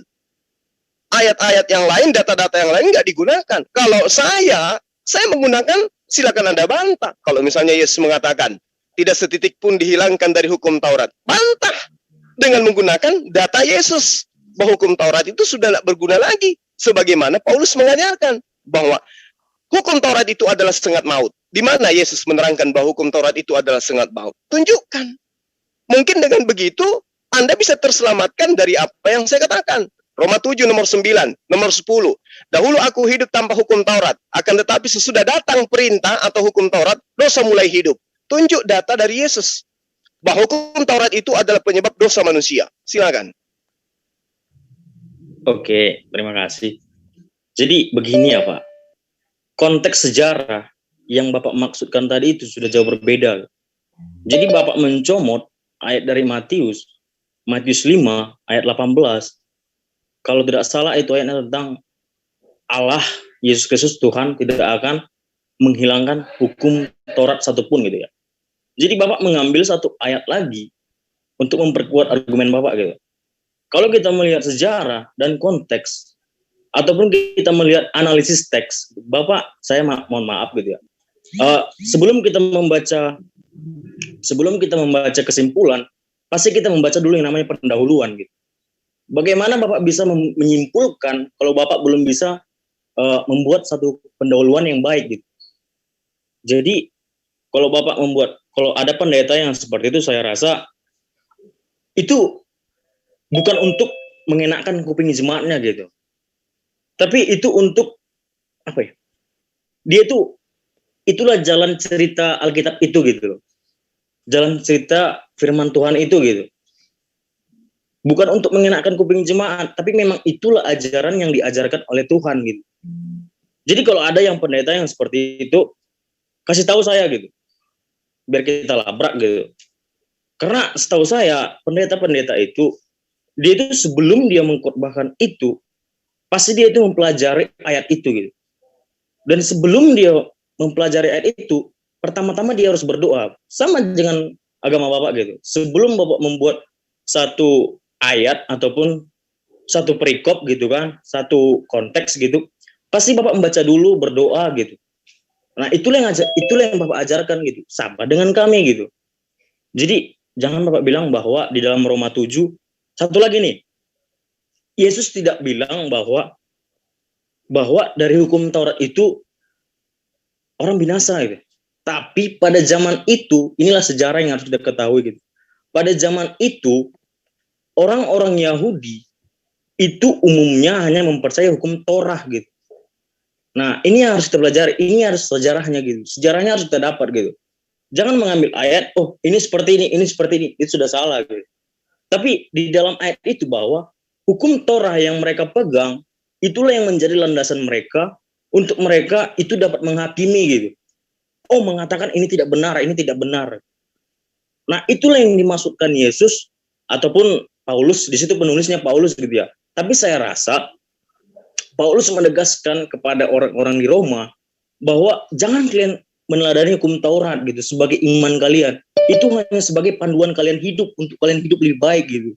Tetapi kalau dalam panduan dalam keselamatan itu hanya kepada Yesus Tuhan gitu. Itu saja dari saya. Terima kasih, Pak. Iya, baik. Jadi saya menghargai argumentasi yang Anda bangun. Saya paham sekali ya. Mungkin karena sahabat saya belum kenal terlalu jauh dengan saya sendiri. Jadi ketika saudara mengatakan tentang sejarah atau saudara saya mengatakan tentang pendeta yang berkhotbah, apa bedanya dengan saya dengan pendeta? Pendeta menggunakan data di dalam kitabnya, saya juga menggunakan data yang ada dalam kitabnya. Yang menjadi pemisah antara saya dengan pastor dan pendeta atau misionaris, mereka menanamkan konsep doktrin dogma Yesus itu adalah Tuhan. Kalau saya tidak, saya berdasar terhadap pengajaran Yesus. Apa yang Yesus ajarkan tentang dirinya, itu yang saya sampaikan. Makanya saya tidak pernah kemudian mengatakan atas dasar pijakan diri iman saya sendiri, tidak. Ini pernyataan Yesus, jangan kau menyangka, ini perintah. Jangan kau menyangka, itu perintah dari Yesus. Bahwa aku Yesus datang untuk meniadakan hukum Taurat. Jadi nggak boleh menyangka. Kalau kita menyangka, berarti kita melanggar perintah Yesus. Nggak boleh menyangka, kata siapa? Kata Yesus. Lalu kemudian Yesus menerangkan kayak mana murid-muridnya. Murid-muridnya harus mendengarkan perkataan Yesus dan mengikuti Yesus. Jadi kalau ada perintah jangan kamu menyangka bahwa aku datang untuk meniadakan hukum Taurat, jangan disangka dong. Ini kan perintah. Namun kemudian sahabat saya mengatakan Anda comot-comot ayat. Ya pasti, gak mungkin saya membacakan satu kitab di sini. Nah karena itulah kemudian kalau saya mengambil sebuah data di dalam kitab Anda, saya selalu menjadikan Al-Quran itu sebagai rujukan saya untuk tidak melepaskan iman saya. Bahwa apa yang diterangkan Al-Quran adalah berkesesuaian dengan apa yang diajarkan oleh para nabi. Apa yang diterangkan oleh Al-Quran. Ketika datang sosok nabi kepada Bani Israel, mengajarkan apa sosok nabi ini kepada Bani Israel? Innallaha huwa rabbi wa rabbukum. Fa'budu hadza siratun mustaqim. Sembahlah Allah, Tuhanku dan Tuhanmu. Siapa itu? Dia adalah sosok Nabi yang kami sebut dengan Nabi Isa alaihissalam. Orang Kristen tidak mengimani itu. Tapi ketika kita melihat di dalam data, di dalam kitab Anda, ternyata di kitab Anda juga, sosok yang Anda sebut Yesus juga menyeru hal yang sama. Katakan kepada saudaraku, aku akan pergi kepada Tuhanku dan Tuhanmu. Itu perintah Yesus. Harus dikatakan bahwa Yesus pergi kepada Tuhannya Bani Israel dan Tuhannya Yesus. Yohanes 4 nomor 22, kami menyembah apa yang kami kenal. Kalian menyembah apa yang tidak kalian kenal. Berarti Yesus dengan lisannya sendiri mengaku sebagai hamba Allah. Orang-orang sezaman dia juga mengakui bahwa Yesus itu adalah hamba Allah. Kisah Para Rasul 3, nomor 13, dan juga nomor 26. Nah, kalau saya sajikan data seperti ini, kalian sakit. Kenapa sakit? Karena saya menjabarkan berdasarkan akal, sementara kalian mengimani berdasarkan imani saja. Tanpa mengedepankan filter akal untuk menerima informasi itu. Contoh misalnya, sederhana saja. Aku berkata kepadamu sesungguhnya, selama belum lenyap langit dan bumi, satu iota atau satu titik tidak akan ditiadakan dari hukum Taurat sebelum semuanya itu terjadi. Apa yang terjadi kemudian di dalam iman Kristen? Menambahkan data itu, bahwa semua terjadi, yaitu ketika Yesus sudah disalib, maka semuanya tidak lagi berlaku. Padahal Yesus menyebutkan dengan valid, sebelum langit dan bumi lenyap. Sebelum langit dan bumi lenyap, setitik pun tidak boleh dihilangkan. Tapi kenapa kemudian itu dihapuskan itu? Lalu kemudian dikatakan, setelah Yesus mati di tiang salib, maka semuanya telah dihapuskan, telah digenapi. Padahal pernyataan Yesus dengan mulutnya sendiri, sebelum langit dan bumi lenyap, satu iota pun dari hukum Taurat tidak boleh dihilangkan. Nah, sekarang yang mana saya harus percaya ini? Kristen atau kitabnya sendiri? Atau Yesus sendiri? Nah, karena itulah kemudian Al-Quran mengatakan bahwa tidak seorang pun nabi yang pernah diutus kepada Bani Israel tanpa mereka olok-olokkan. Itu jelas dalam Al-Quran. Ma yatih min nabiin illa kanu bihi yasta'ziun. Selalu diolok-olok. Nabi Isa, Yesus datang mengajarkan jangan dihilangkan setitik pun. Dihinakan dia, diolok-olok. Tidak kok. Hukum Taurat itu adalah merupakan dikatakan sebagai sengat maut. Itu diterangkan oleh pendiri Kristen bahwa hukum Taurat itu adalah sengat maut. 1 Korintus 15 nomor 56. Sengat maut adalah dosa dan kuasa dosa adalah hukum Taurat. Coba, ini penistaan terhadap pengajaran Yesus. Yesus mengajarkan hukum Taurat itu tidak boleh dihilangkan. Paulus mengajarkan hukum Taurat itu adalah sengat maut. Nah, sekarang Anda menjadi pengikut siapa di sini? Pengikut Yesus atau pengikut Paulus? Memang berat, memang menyakiti, tapi itulah kebenaran yang harus saya luruskan, yang harus saya sampaikan. Silakan. Oke, saya pengikut Kristus Tuhan. Yesus Kristus Tuhan adalah Tuhan saya, dan Dia yang menjamin keselamatan saya. Saya nggak mau kita sampai ke situ dulu gitu. Saya akan membuat satu analogi buat kita mengerti gitu ya. Saya ini sekolah kelas 1 SMP. Saya sekolah kelas 1 SMP dan teman-teman saya juga sama-sama kelas 1 SMP. Kami sama-sama belajar gitu. Kami sama-sama belajar dan kami sama-sama tekun belajar gitu. Sehingga kami dapat juara ataupun dapat peringkat di dalam kelas itu gitu. Nah, ini adalah satu analogi yang bisa saya sambungkan ke konteks ini gitu ya. Di dalam konteks kita tadi, maaf sebelumnya ya Pak, saya mengimani apa yang saya pelajari selama ini tentang Kristus Tuhan gitu. Dan saya itu mempelajari betul-betul Alkitab yang saya kenal gitu. Makanya ketika Bapak ngomong seperti itu, saya merasa saya marah gitu. Tapi di lain sisi kita ini lain persepsi gitu. Nah, analogi tadi yang saya bawakan itu bahwa saya belajar, makanya saya dapat juara 1 gitu ya. Nah, sementara Bapak nggak belajar dalam kitab kami. Nah, Bapak ini bisa menyimpulkan gitu loh. Nah, inilah yang aku bilang, bagaimana orang yang nggak belajar dari Alkitab kami dapat memahami kitab kami gitu. Kalau bukan hanya dengan mencomot-comot ayat itu untuk memperkuat argumennya gitu. Seharusnya kalau di dalam penelitian, kita itu harus dari pendahuluan dulu, latar belakang, identifikasi masalah, terus pembahasan, kajian teori, saran, implikasi, terus kesimpulan gitu. Nah, inilah yang seharusnya kita karya ilmiahkan gitu. Jangan mencomot-comot ayat hanya dengan memperkuat argumen gitu. Kalau Bapak bilang dalam ayat-ayat tersebut, ayat-ayat tersebut itu sudah mengandung yang namanya beda sejarah dan beda orang-orangnya gitu. Ini yang harus kita dalami gitu. Nah, seperti saya nggak bisa bilang Alkitab Al-Quran orang Bapak ini salah atau benar, karena saya tidak pernah membaca gitu.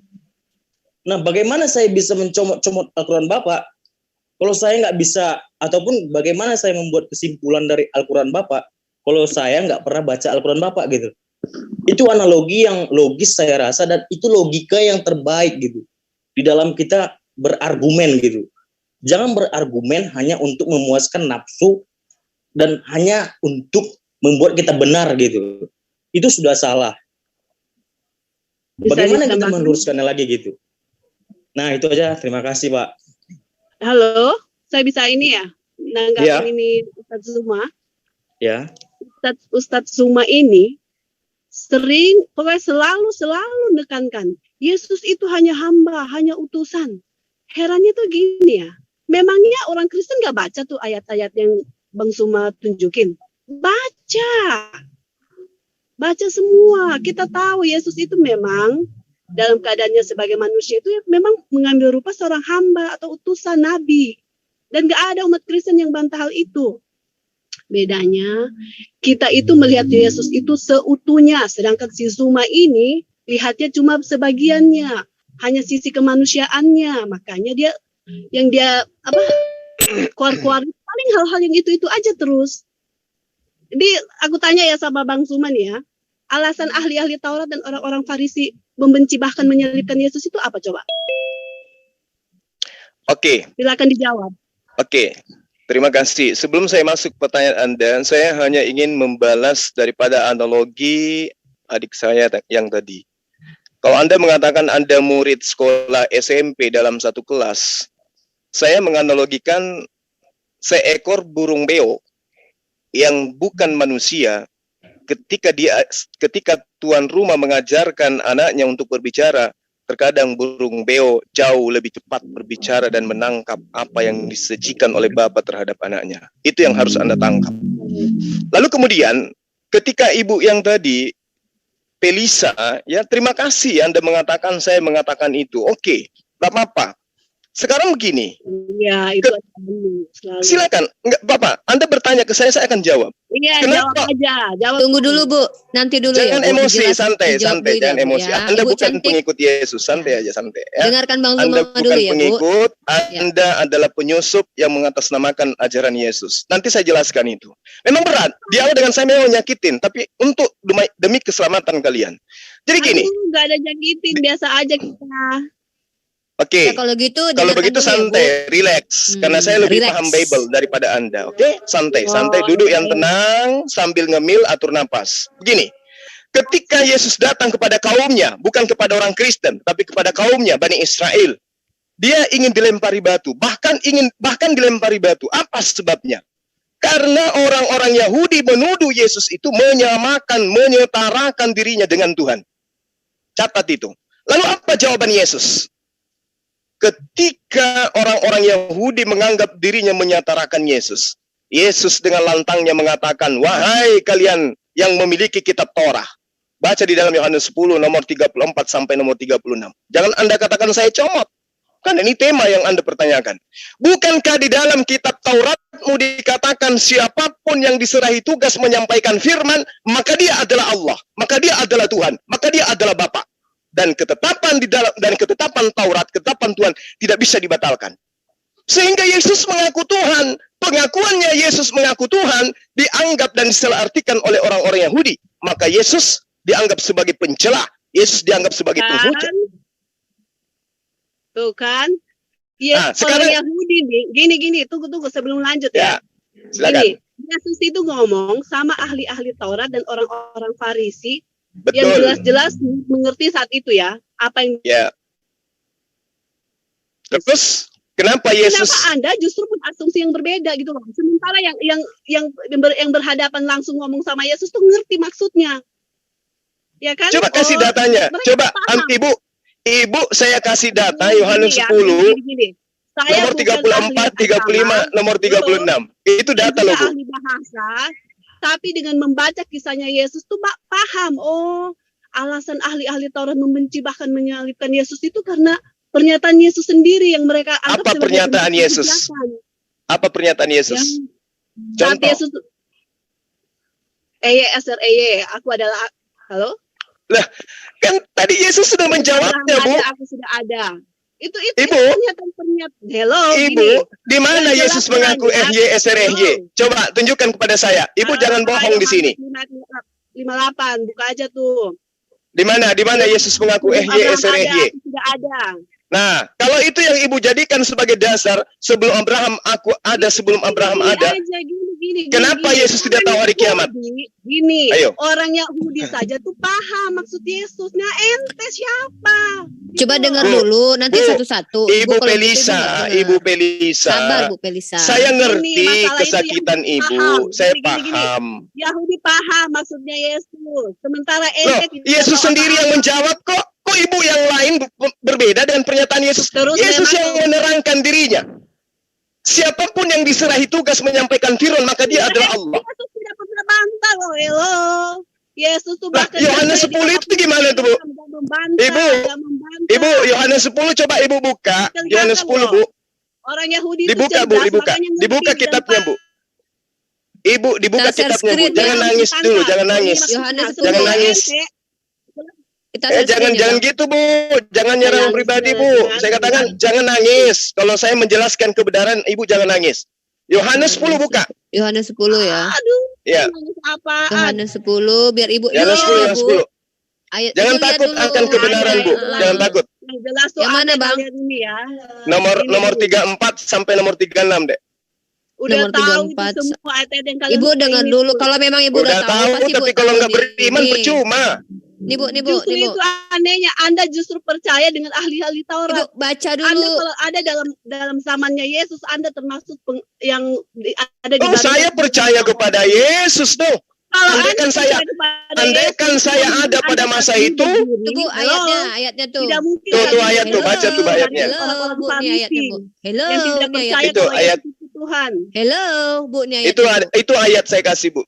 Data-data yang saya kasih. Silakan Itu Anda ayat, bantah itu. Loh, bantah itu coba. Kata Yesus kepada mereka, tidakkah ada tertulis dalam kitab Taurat kamu, aku telah berfirman kamu adalah Allah. Jikalau mereka kepada siapa firman itu disampaikan disebut Allah, sedang kitab suci tidak dapat dibatalkan. Masihkah kamu berkata? Ya, Terus pada terus deh, dia terus. yang dikuduskan oleh Bapa dan yang telah diutusnya ke dalam dunia, engkau menghujat Allah karena aku telah berkata aku anak Allah. Justru ibu yang ikutin Farisi yang menyangka bahwa Yesus menyamakan dirinya dengan Tuhan. Ibu yang seperti orang Farisi. Itu ayat ya. Itu data ya.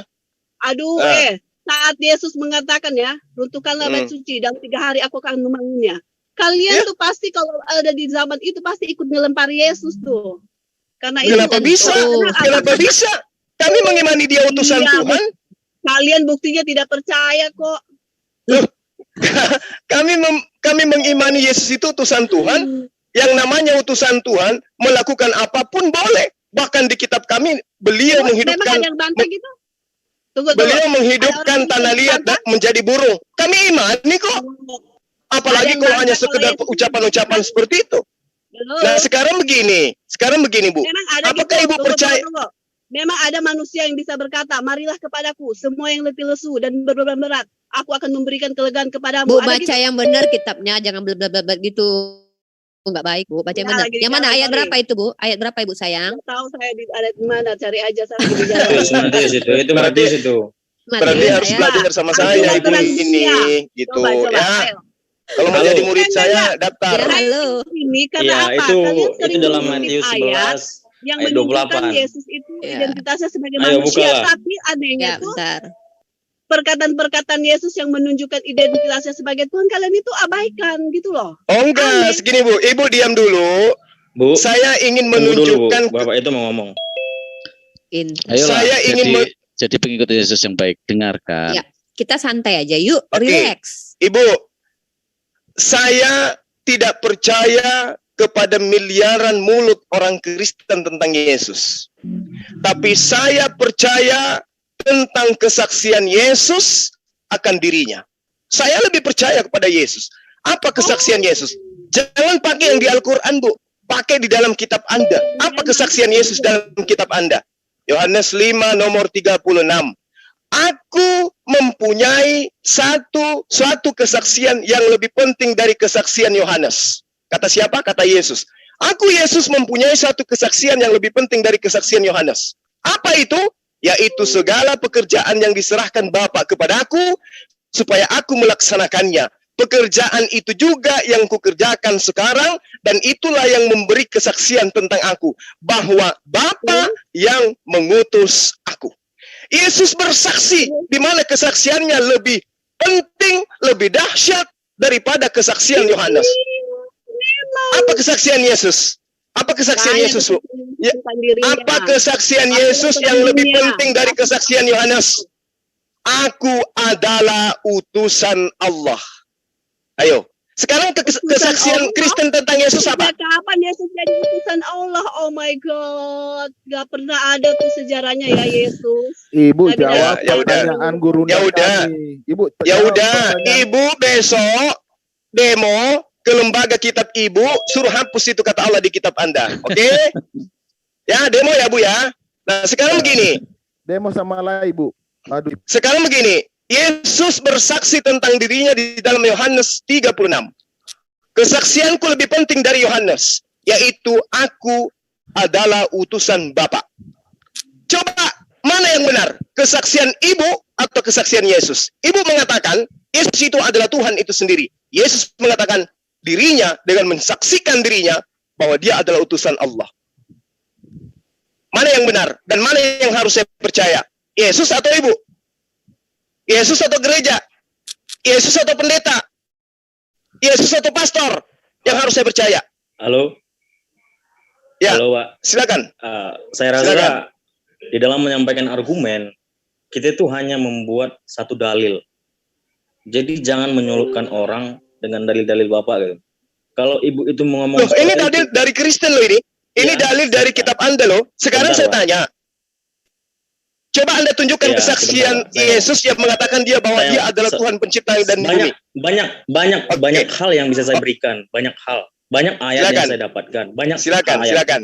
Tapi yang Pantai ini ingin- pernyataan dan kesaksian Yesus. Silakan. Oke, Yohanes 10. Kalau Bapak itu yang Hmm. saya bilang tadi, Pak. Yohanes 10. Kenapa Yohanes Yohanes 10? 10? Di situ Nomor 30. orang-orang.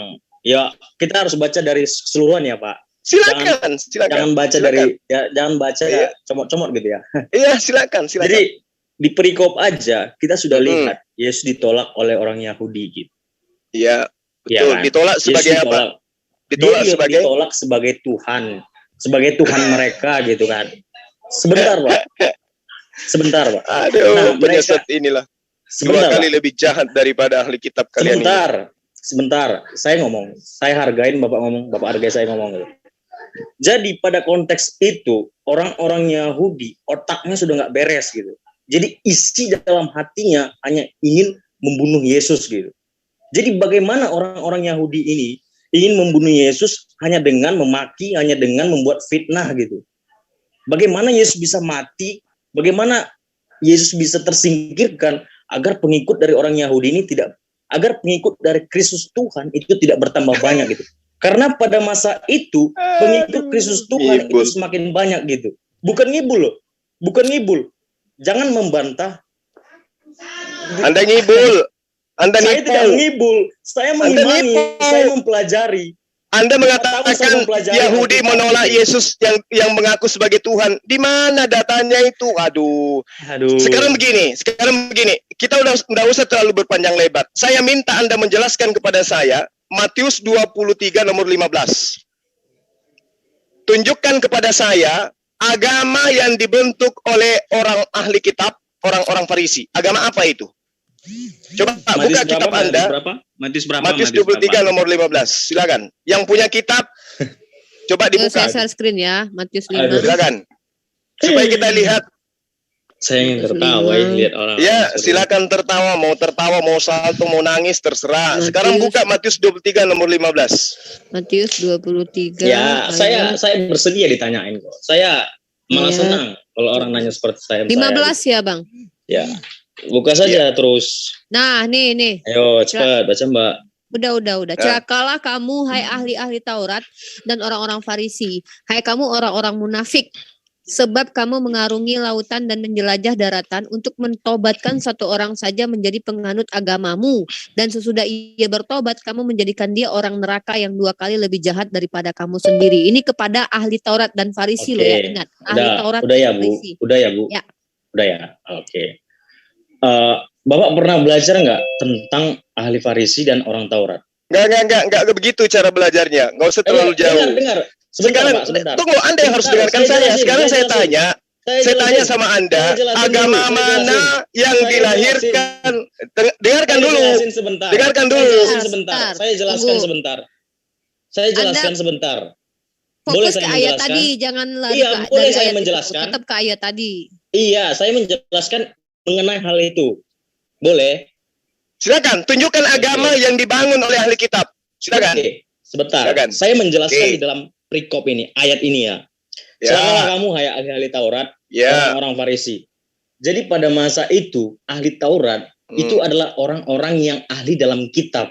Betul. toh? Namanya juga ahli kitab. Ahli kitab. Ah. Orang Ya. Farisi adalah Ya. orang-orang yang memegang teguh kepada ajaran tentang Torah juga. Ya, Tapi terus nyatanya, begini Pak. Tetapi pada nyatanya mereka itu menyelewengkan yang namanya hukum Torah hanya untuk sebuah kebaikan. ya diselewengkan dalam arti kata apa? Diselewengkan dalam hal perbuatan mereka. Jadi mereka berpenampilan seperti orang agamis, tetapi nyatanya mereka tidak dapat melakukan firman itu. Nah, disitulah Kristus Tuhan menyinggung mereka. Celakalah kamu orang Taurat gitu. Karena kamu hanya bisa menyampaikan, tapi kamu tidak bisa melakukan. Gitu. Nah, di situ makanya Yesus marah. Jadi hal apa yang harus dijelaskan lagi? Gitu? Nah, Anda tidak menjelaskan agama mana yang didirikan oleh ahli Oke. Taurat, ahli kitab. Ahli kitab. Ya. Ahli kitab. Sebentar ya Pak. Berarti Agama secara apa tuh yang paling mirip dengan ahli Farisi zaman sekarang? Coba, ayo. Siapa tuh? saya nggak bisa ngomong Nggak ya. begitu. Saya nggak Celakalah ngomong. kau ahli kitab. Ahli kitab yang di sini yang dimaksud siapa? Yang menyeberangi lautan, menjelajahi daratan untuk kemudian menjadi pengikutnya. Itu siapa itu? Kira-kira yang menjadi pengikutnya ahli kitab.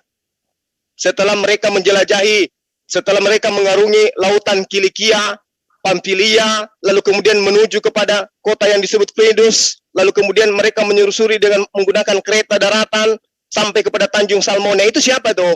Ayo, yang jujur dong. Siapa ahli kitab? Siapa orang Farisi? Siapa orang munafik yang menjelajahi lautan, menyeberangi lautan, menjelajahi daratan untuk mencari pengikut? Dan Kristen Oke. ini dari mana? Ahli kitab Bisa. atau dari mana kalian ini? Bisa saya jawab? Silakan. Oke. Pada nyatanya memang ahli kitab ini adalah orang-orang Yahudi. Ya kan? Itu adalah keturunan dari 12 suku Israel. Nah, mereka itu terpencar. Nah, mereka itu diperbudak oleh Mesir selama 430 tahun lamanya. Iya toh? Jadi Allah menyatakan dirinya kepada Musa untuk memanggil mereka. Nah, ini pendahuluan, ini latar belakangnya gitu. Supaya kita dapat mengerti gitu. Nah, pada masanya, pada masa hakim-hakim, Apa larinya ke sana? Oi, Yesus berbicara dengan orang sesamanya. Kau jangan bawa Musa, bawa hakim-hakim, nenek Mukiper. Ini berbicara mengenai orang yang sesama dengan Yesus. Mau nipu kau? Hah? Ini berbicara mengenai orang-orang yang sesama dengan Yesus. Sebentar, Ayat saya konteksnya jelaskan. Matius 23, kau baca Saya itu menjelaskan. ayatnya. Hei, Saya kau saya menjelaskan tunjukkan. biar kalian mengerti, biar kalian memahami bagaimana itu tercipta gitu loh. Nenek Mukiper. Bagaimana? Kau baca Matius 23 itu satu perikop sekarang. Apakah itu berbicara orang-orang yang ada di pada masa Musa, masa hakim-hakim? Atau berbicara angkatan Yesus? Baca satu perikop. Sebentar. Satu perikop saya minta. Iya, sebentar. Tadi Saya kau ngomong. mengatakan saya tidak bisa baca satu perikop. Sekarang saya minta Matius 23 kau baca satu perikop. Dalam Silakan. menjalankan Taurat. Sebentar, saya ngomong. Saya menjelaskan Silakan. supaya kalian mengerti gitu loh. Ibu dia Kau jangan bicara begitu. Aku nggak suka kau katakan aku mengerti. Dengar. Matius 23 nomor 36 Yesus mengatakan, aku berkata kepadamu, sesungguhnya semua ini akan ditanggung angkatan ini. Ngerti kau angkatan ini? Ngerti? Ngerti ketika Yesus mengatakan angkatan ini? Ngerti kau? Kau jangan nipu di sini, bro. Sekarang saya tanya samamu, ketika Yesus mengatakan angkatan ini, itu berbicara masalah mengenai hukum apa orang-orang yang ada di zaman Musa? Berasa nih ya. Pak, kalau berdebat itu jangan marah, Pak. Saya nggak marah, saya cuma tidak suka kau bilangnya kamu supaya saya ngerti. Padahal saya yang harus membuat kamu mengerti, bukan kamu yang membuat saya ngerti. Kamu itu penipu. Saya meluruskan ajaran Yesus. Berdebat itu argumen, Kalau bukan menurut sentimen. Justru itu saya katakan samamu, kalau kau berargumen, jangan kau katakan saya tidak mengerti. Ibu diam dulu. Saya sedang Ayo. berargumen. Kamu jangan katakan saya tidak ngerti. Yang menipu itu kamu. Orang Yesus berbicara mengenai manusia seangkatannya, kau lari ke Musa. Saya Itu sedang namanya tuyul, berargumen. bukan tahayul. Sebentar, Ya. saya sedang menjelaskan. Jadi kalau dengan saya, saudara, kalau dengan saya, buang jurus gereja di depan saya nggak suka. Pakai data yang ada. Jurus gereja itu saya Kamu pribadi jurus yang gereja. mendalami. Nyata-nyata Matius 23 bercerita tentang orang seangkatannya Yesus, kau lari ke Musa untuk menghilangkan jejak siapa agama yang dibentuk oleh mereka yang hidup bersama Yesus itu. ayo agama siapa? Ayo, agama siapa yang didirikan Ayo oleh Paulus? jujur, Bu. Yang jujur. Bisa. Ayo, Sebentar, saya jelaskan. jangan lari ke Musa kalian. Ini nggak ada yang mendirikan agama Mari. tuh. Dari Kristen itu dari mana? Siapa yang dirikan Sebentar. Kristen? Itu setelah Siapa yang dirikan Kristen? Ayo, siapa yang dirikan Kristen, Bu? Petrus lah kan yang ditunjuk Nah, Yesus. Petrus berarti kena kan? Ahli kitab kan? Ahli Torah kan? Hah? Bolehkah aku bantu jawab? Saya murid Yesus. Ayo. Swasta, diam dulu kamu Petrus tidak swasta. mungkin. Tadi katanya Petrus tidak ente mungkin. ikut Yesus. Petrus muridnya Paulus. Yesus tidak mungkin mendirikan Kristen. Mustahil. Surga bang. Karena Petrus diutus untuk kepada domba-domba yang hilang dari Bani Israel. Bukan kepada Kristen. Kalian bukan Bani Israel. Ingat, Petrus dipinta oleh Yesus untuk mendirikan jemaat. Jemaatnya Yesus adalah kumpulan orang-orang yang tidak berkuluk. Pahami itu. Terus saat Yesus ke surga itu terus Nah, kasih baca Galatia 2, kasih pengakuan amanat Paulus. apa? Paulus diutus untuk orang-orang berkuluk. Petrus diutus untuk orang-orang yang tidak berkuluk. Bangsa Israel. Galatia 2 baca, satu perikop baca Galatia 2. Hari ini kau ketemu dengan nenekmu, makanya kau susah untuk Nah, kalau memahami. ente Bu kalau Feli, beneran Bu Felicia ikut tunggu dulu. Yesus tuh, Bentar, biar sembahlah enak Bapa di suaranya. surga. Bu Felicia, Kenapa ente sabar tidak dulu. menyembah Bapa? Jangan lari-lari, biarkan Oke. poinnya disampaikan dulu. Kembali Adinda Ripa, kembalikan yang tadi. Suruh fokus, jangan nipu, lari ke Musa. Matius 23 suruh baca satu perikop. Itu Jimmy, membicarakan mute dulu. tentang orang-orang yang sesama dengan Yesus. Jimmy mute dulu, itu berisik Jimmy di tempat Jimmy sepertinya rame. Maaf. Nanti ketika Maaf, mau Mbak. bicara dibuka aja Jimmy, nggak apa-apa ya. Yang adil. Kita bahas. Ya, maaf ya, maaf. Ya. Jadi, Jimmy, Adinda kita Rifa, fokus ya.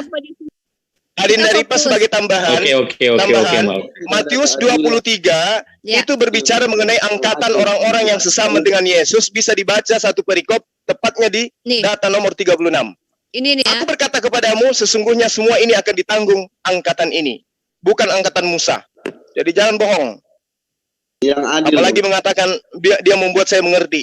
Balik itu. Ente Bentar ya, tidak tadi paham. kita baca satu perikop biar jelas siapa yang Ya. dimaksud sama Yesus ya, teman-teman ya. Di sini jangan kalian jangan apa? Kalian jangan tantrum, biasa aja.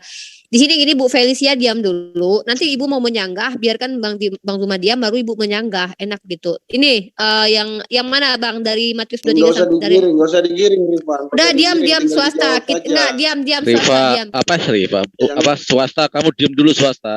Apa Kita sih kita yang nggak kamu butuh ini? kamu swasta. Kamu nggak Penyesat kamu kamu tuh nggak ada sopan manfaat. masuk dalam tengah-tengah debat. Ya mana aja Bang kayak, Zuma? Ayat berapa Bang Ya Zuma? udah pintar saja kan. Coba aja lihat dulu di data nomor 15 yang seterusnya. 15 ini ya, Kalau dari ini ya. Kristen minta satu perikop, kasihan dia. Kena Nih, saya mereka itu. bacakan Mulai ya. dari ya. Celakalah kamu hai ahli Taurat dan orang Farisi, hai kamu orang munafik, sebab kamu mengarungi lautan dan menjelajah daratan untuk mentobatkan satu orang saja menjadi penganut agamamu, dan sesudah ia bertobat kamu menjadikan dia orang neraka yang 2 kali lebih jahat daripada kamu sendiri. Celakalah kamu hai pemimpin-pemimpin buta yang berkata bersumpah demi apa? Aduh bentar anak saya nangis. Bacain Bang, anak saya nangis, saya mute dulu bentar. Abang bacain aja, saya share screen bentar. Jadi di sini Yesus menerangkan celakalah, dan kecelakaan ini menimpa orang-orang yang seangkatan dengan Yesus. Di nomor 36 diterangkan seperti itu. Terus? Aku berkata kepadamu sesungguhnya semuanya ini akan ditanggung angkatan ini. Nah, pertanyaan saya, orang-orang Yahudi yang disebut ahli kitab itu menyeberangi lautan, menjelajahi daratan, membentuk sebuah pengajaran, dan pengajaran yang dibentuk itu adalah Kristen, bukan Islam. Di mana orang ahli kitab mendirikan Islam? Yang ada yang didirikan itu adalah Kristen. Jujur enggak kalian di situ? Mana ada ahli orang, astaga.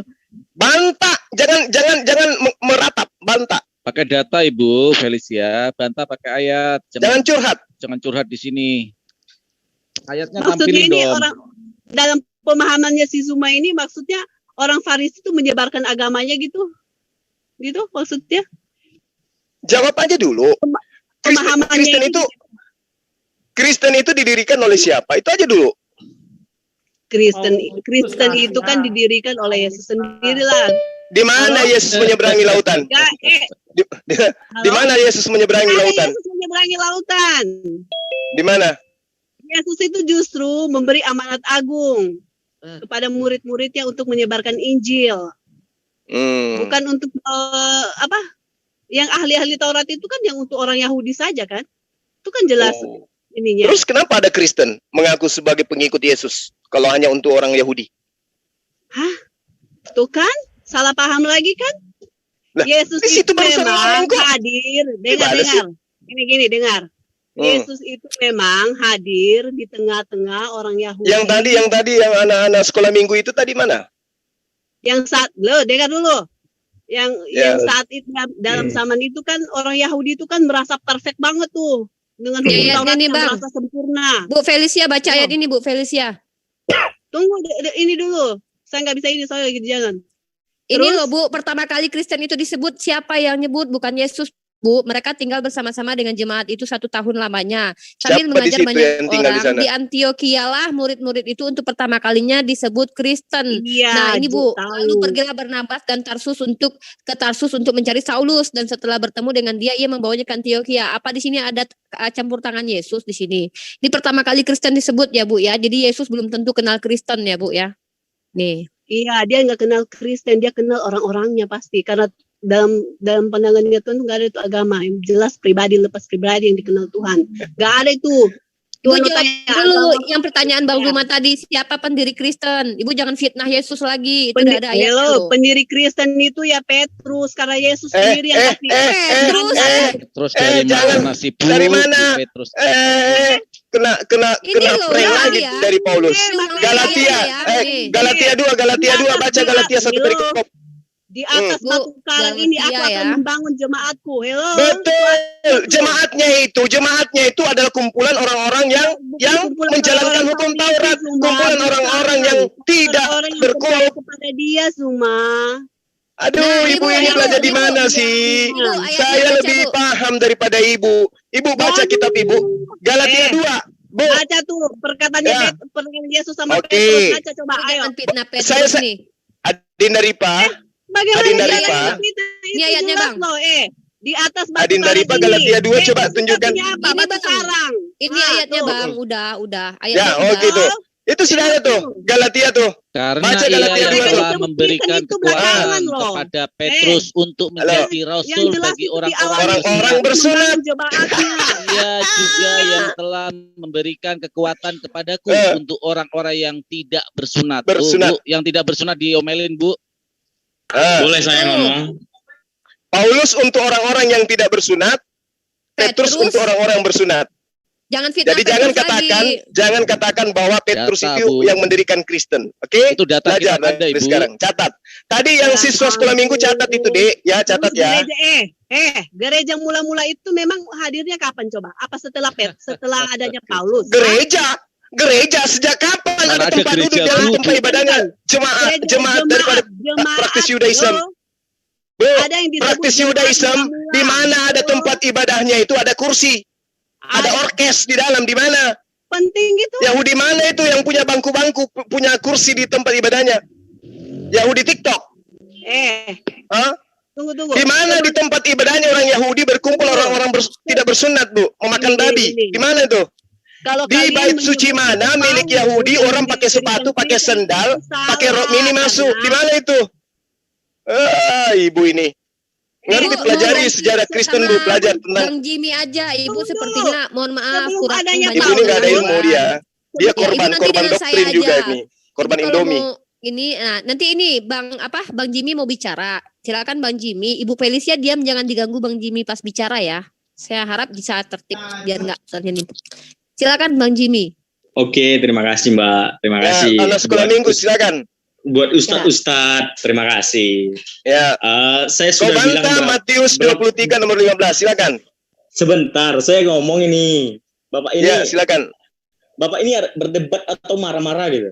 Enggak, saya cuma mau tahu. Keras. Tadi kamu mau mengajarkan saya, sekarang ajarkan saya Matius 23 nomor 15. Silakan. Dunia perdebatan seperti ini, kita tuh harus mengkondisikan temperamen kita. Kita itu bukan menunjukkan temperamen. Memang saya begini, kalau ada orang sok tahu, memang begini saya. Orang yang tidak tahu tapi mengaku sok tahu, begini saya jadinya. Anda mengatakan mau mengajarin saya kan? Padahal ilmu Anda nggak ada.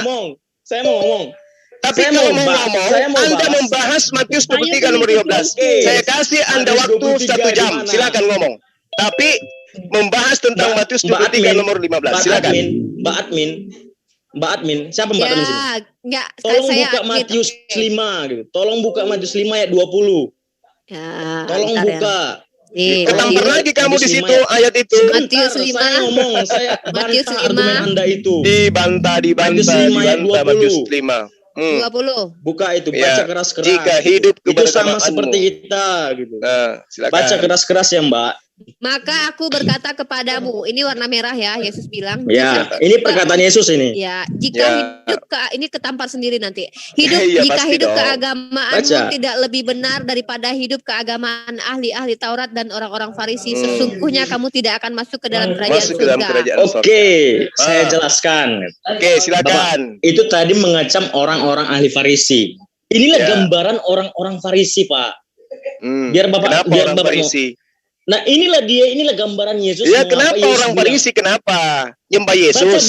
Baca baik-baik Pak, baca baik-baik itu ada. Iya, sekarang begini. Aku berkata kepadamu, jika hidup keagamaanmu tidak lebih baik, tidak lebih benar daripada hidup keagamaan ahli Taurat dan orang-orang Farisi, sesungguhnya kamu tidak masuk ke dalam surga. Jadi pada intinya ahli-ahli Taurat dan orang-orang Farisi itu menyalahgunakan yang namanya ajaran gitu. Nah, justru itu saya tanya, ahli Farisi yang menyeberangi lautan, menjelajahi daratan itu agama yang dibikinnya itu agama apa? Agama itu yang saya tanya. Nggak ada agama Yahudi dan Farisi, Pak. Ya, ajaran Farisi. Berarti kitabmu itu salah berarti. Dari mana Bapak belajar? Berarti Yesus salah dong hidup keagamaan. Berarti salah dong Yesus mengatakan itu. Tidak ada. Itu hanya ciptaan manusia agama. Berarti Yesus itu di dalam kitabmu itu ada dari Yesus gitu. Jangan Bapak bilang seperti itu. Itu hanya ciptaan manusia. Tetapi kalau Kristen, orang ini gimana sih? Kamu sekolah minggunya di mana? Jangan-jangan kalau jendela pulang belum selesai. Bapak sekolah ngajinya di mana gitu? Enggak, Jimmy tunggu. Jimmy kamu paham? Ini agamamu, kitabmu. Hargai ini kitabmu yang mengatakan menjadi penganut agamamu. Lu kok katakan tidak ada agama di situ? Sebentar Pak, sebentar. Jangan sentimen, argumen gitu. Kamu itu penipu. Kamu mengatakan tidak ada agama, tapi di kitabmu Matius 23 nomor 15 mengatakan agama. Tanya, Pak, Islam itu dari mana? Dari Rasulullah Muhammad SAW. Dari mana dia menyatakan ada agama Islam? Dari Al-Quran ada wahyu mengatakan. Kasih tahu aku. Berbicara mengenai Islam. Di mana ayatnya ada agama Islam? Ali Imran 31. Aduh, kasihan kali. Sekarang kamu itu masih ada kesempatan, masih muda, kamu sudah belajar menjadi penipu. Gimana kalau kau sudah besar? Sebentar, saya beritahu. Penipu tahu. Bapak pengikut siapa dan pengikut siapa gitu. Kamu penipu. Matius 23 nomor 15. Jelas-jelas Yesus mengatakan di situ agama. Sebentar. Ini lembaga Alkitab Indonesia yang menuliskan begitu. Sebentar. Yang menipu lembaga Alkitab Indonesia atau kamu ini yang nipu? Bapak, sebentar. Bapak punya KTP enggak? Loh, kok bawa ke KTP? Kamu mengatakan tidak ada agama. Matius 23 nomor 15, plototin itu matamu. Buka sampai kuping itu matamu. Ini sudah di situ dikatakan agamamu. Anda itu punya etika enggak dalam berdebat gitu? Kamu yang salah, kamu mencoba menipu orang yang lebih paham. Anda orang tua, di mana etika kamu itu yang mengaku mau mengajarin saya. Kamu mau ngajarin saya, tapi kau cara-caramu cara nipu pakai. Ngerti kau? Kalau berdebat, kau bawa Matius 5 nomor 20, di situ lagi-lagi berbicara agama. Kau katakan tidak ada agama. Saya jelasin. Jika hidup keagamaanmu tidak lebih benar daripada hidup keagamaan. Loh, di kita mau membawa agama, kau bilang tidak ada agama. Gimana sih? Itulah orang Farisi, itulah gambaran orang Farisi. Oke, tunggu dulu. Oke, dia kita kondusifkan dulu. Nanti Bu Felicia, nanti. Oke, kita kerucutkan lagi ya. Tadi Bang Zuma membawa argumentasi bahwa ada orang yang dikutuk Yesus, Farisi, ahli Taurat yang menyebarkan agama. Itu poin dari Bang Zuma sebenarnya.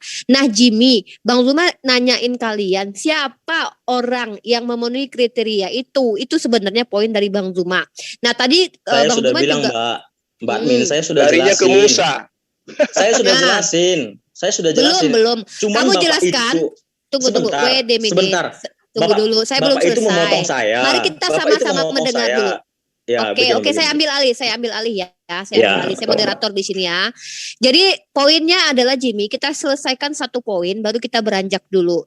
Tadi di situ di dalam ayat yang dibawa Bang Zuma itu Bang Zuma sedang bertanya sama kamu, siapakah orang Farisi ahli Taurat yang membawa ajaran agama menyeberang ke sana dan ke sini. Poinnya di situ. Nah, kamu menjelaskan bahwa kitab Kejadian Musa, karena di situ Bang Zuma sudah membaca keseluruhan ayat itu, tertulis di situ angkatan ini kata Yesus. Jadi kami mohon maaf, kami membaca semua dalil kitab kalian. Dari Kejadian kami baca di sini kitab Wahyu. Kami pelajari bahkan ke bahasa aslinya. Jadi mohon maaf kalau kalian coba-coba di sini mempelintir, kami tahu itu. Jadi poinnya saja pertanyaannya, kamu tahu nggak siapa yang memenuhi kriteria ini? Nah itu dulu jawab. Kamu fokus di situ dulu. Nanti baru kita kemana. Bu Felicia diam dulu. Biarkan Bang Zuma dengan Jimmy untuk TikTok dulu. Nanti Bu Felicia kalau mau ikut nanti. Ya nanti karena dari tadi Bu saya dengarkan Ibu juga nggak bawa dalil. Oke, Jimmy kamu jelaskan pakai dalil kalau bisa ya Jimmy ya, seperti yang dilakukan Bang Zuma. Oke. Jadi saya jelasin. Tadi saya kasih ayat Matius 5 ayat 20. Inilah gambaran orang Farisi. Makanya Yesus Kristus Tuhan mengancam mereka. Terkutuklah engkau orang Farisi karena engkau menyelewengkan firman Allah. Nah, terkutuk sama kayak berkhotbah gitu. Sama kayak berceramah gitu. Terkutuklah kau ustadz, terkutuklah kau pendeta kalau engkau menyelewengkan isi dalam Alkitab tidak sesuai dengan perbuatan dan tingkah lakumu dan percakapanmu. Nah, itu gambaran Yesus ngomong kepada mereka. Nah, tetapi Bapak ini selalu ngomong, oh seperti ini. Seakan-akan dia yang punya forum ini gitu loh. Jadi orang tidak dikasih ngomong gitu. Dia bawa fokus kita nggak usah lagi balik ke sana, nanti kita nggak kalau penipu nggak boleh dikasih panggung. Kita fokus lagi kalau kamu jujur dalam berdialog, lanjut. Saya hargai Anda. Iya. Tapi kalau kau nipu, hati-hati kalau kau nipu. Apalagi kau mengatakan mau mengajar tapi dengan cara tipu, saya nggak suka gitu loh. Saya nggak menipu Pak. Saya sudah berkhotbah, saya sudah berceramah. Ngapain saya tipu-tipu orang? Bagus kau jujur. Saya ngapain tipu-tipu orang? Kau penipu memang cara khotbahmu bawa ke sini. Oke, Bang. Jadi selama ini kau itu siapa yang ngomong saya dulu kan? Ternyata kau nipu ternyata. Ya, sebentar. Baguslah kau ngaku. Sudah kan? Itu sudah menjelaskan kriteria tentang orang Farisi. Nah, saya ingin menjelaskan tentang Galatia yang Bapak bawakan kepada ibu itu. Ya, Bapak baca nggak itu konteksnya apa? Konteks lagi. Nenek Mukif. Iya, harus baca konteks, no. Yang kasih konteks itu jelaskan. Jelaskan. Kita bisa menyimpulkan orang hanya dengan melihat akhirnya, tapi kita harus melihat pendahuluannya. Saya sudah bentar. Ini nanti nggak jadi diskusi nih. Nanti akan dia mau berkhotbah di sini. Maaf. Jadi gini. Jelaskan konteksnya. Jelaskan konteksnya. Ilmunya apa, pakai dasar apa, siapa yang mensupport Anda, apakah ini asumsi sendiri atau eksegesis helikopter cabang mandiri, atau memang Anda secara ilmiah menjabarkan di sini. Kalau kita mau bilang akademisan oke, tapi pakai literasi ya, jangan bawa asumsi, karena kami terbiasa menghantam asumsi di sini. Lanjut, jelaskan, saya kasih Anda waktu, kita kasih waktu ya Bang, dia 2 menit, 2 menit bisa Bang Zuma? Silakan. 1 jam juga boleh, yang penting jangan nipu. 2 menit saja kita kasih ya. Jimmy, saya kasih waktu, saya pakai stopwatch di sini 2 menit dari sekarang ya. Oke, saya kalau saya sih pakainya namanya Alkitab Al-Bata, Alkitab Sabda. Jadi Alkitab Al-Bata ini itu lebih kepada tafsiran penulis kitab Al-Bata. Jadi kalau dalam konteks tadi, si Petrus itu, dia itu berkhianat, dia itu munafik. Dia itu munafik kepada orang-orang di sekitar itu, di sekitar Galatia itu loh Pak. Jadi Paulus datang, kenapa kamu makan bersama-sama mereka gitu. Sementara kamu orang bersunat dan tidak orang bersunat itu kan sudah dibedakan dalam hukum Farisi dan orang-orang Yahudi. Itu konteksnya, jadi Paulus ngomong seperti itu. Makanya ada ayat di bawahnya itu menjelaskan, kamu sudah hidup loh di dalam Kristus gitu. Kenapa kamu berlaku seperti ini gitu. Itu gambarannya, bahwa Petrus tadi itulah orang yang munafik pada masa itu, pada saat itu, kalau baca habis ya gitu ya. Jadi, saya ingin singgung dari perkataan moderator. Moderator bilang begini, saya baca dari kitab Kejadian sampai Wahyu. Kalau Ibu baca, Ibu pahami. Jangan bawa saya dulu, mohon maaf. Fokus kepada diskusi Anda. Nanti saya kita bahas tersinggung dengan Anda gitu. Oh, Anda mau diskusi dengan saya nanti, gini loh. Iya, gini Bang Jimmy, kita jangan membuang-buang waktu. Di sini kita pakai timer. Kita di sini banyak orang yang duduk di sini ingin juga berbicara. Ibu Felicia juga ingin bicara. Silahkan Anda fokus dengan diskusi Anda dengan Bang Zuma. Anda jabarkan, bantah semua argumentasi Bang Zuma. Kalau Anda bisa itu luar biasa. Nah, tolong Anda bantah itu ya. Jangan saya sudah bantah. Saya sudah bantah. Itu salah konteks. What's your point? Konteksnya, poinnya itu. What's your point? Yes. Sebentar. Poinnya itu Bapak itu salah tafsir. Kan, udah. Saya salah tafsir. Gak usah banyak-banyak. Tafsirmu yang benar gitu. Itu aja konteksnya. Oke, berarti Anda tidak mampu menjelaskan yang mana yang benar, tapi menyalahkan Bang Zuma ya. Anda bilang dia salah, tapi Anda tidak mampu menjelaskan mana yang benar. Oke? Berarti kita lanjut ke Bang Zuma ya untuk memberikan argumen. Oke, Anda diam ya. Anda diam, biarkan Bang Zuma menjelaskan semua narasinya. Anda duduk manis di pojokan. Baik Bang Zuma. Waktu Bang Zuma, silakan. 2 menit. Jadi gini, saya simpel kok. Saya cuma mau dia ini jujur. Kalau dia menguraikan tentang orang Farisi, silakan sambrek. Tipikal orang Farisi itu kayak mana? Silakan aja tunjukkan. Dan nanti endingnya akan membuahkan sebuah karya.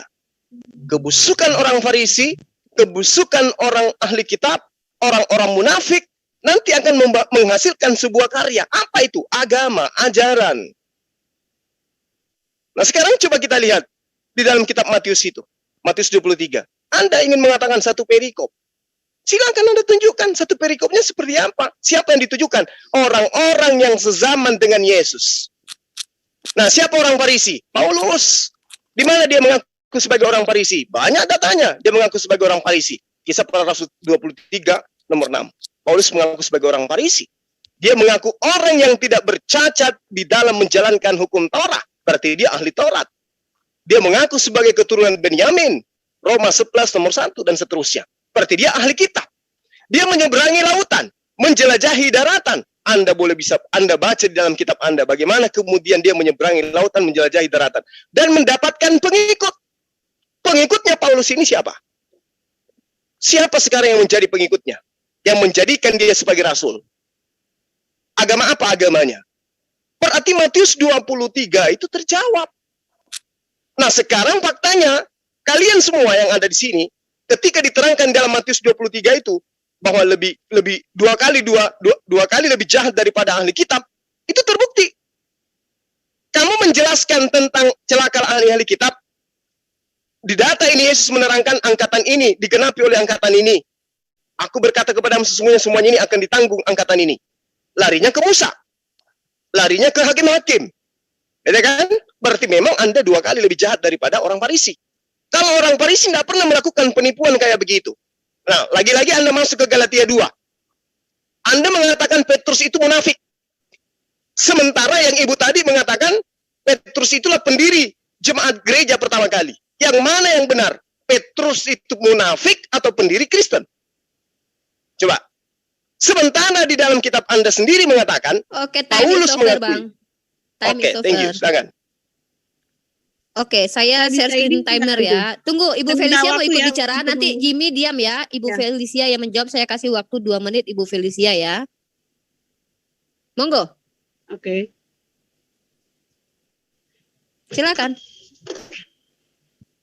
Oh ya, ini dari pernyataannya Bang Suma ya tentang ahli-ahli Taurat dan orang-orang Farisi.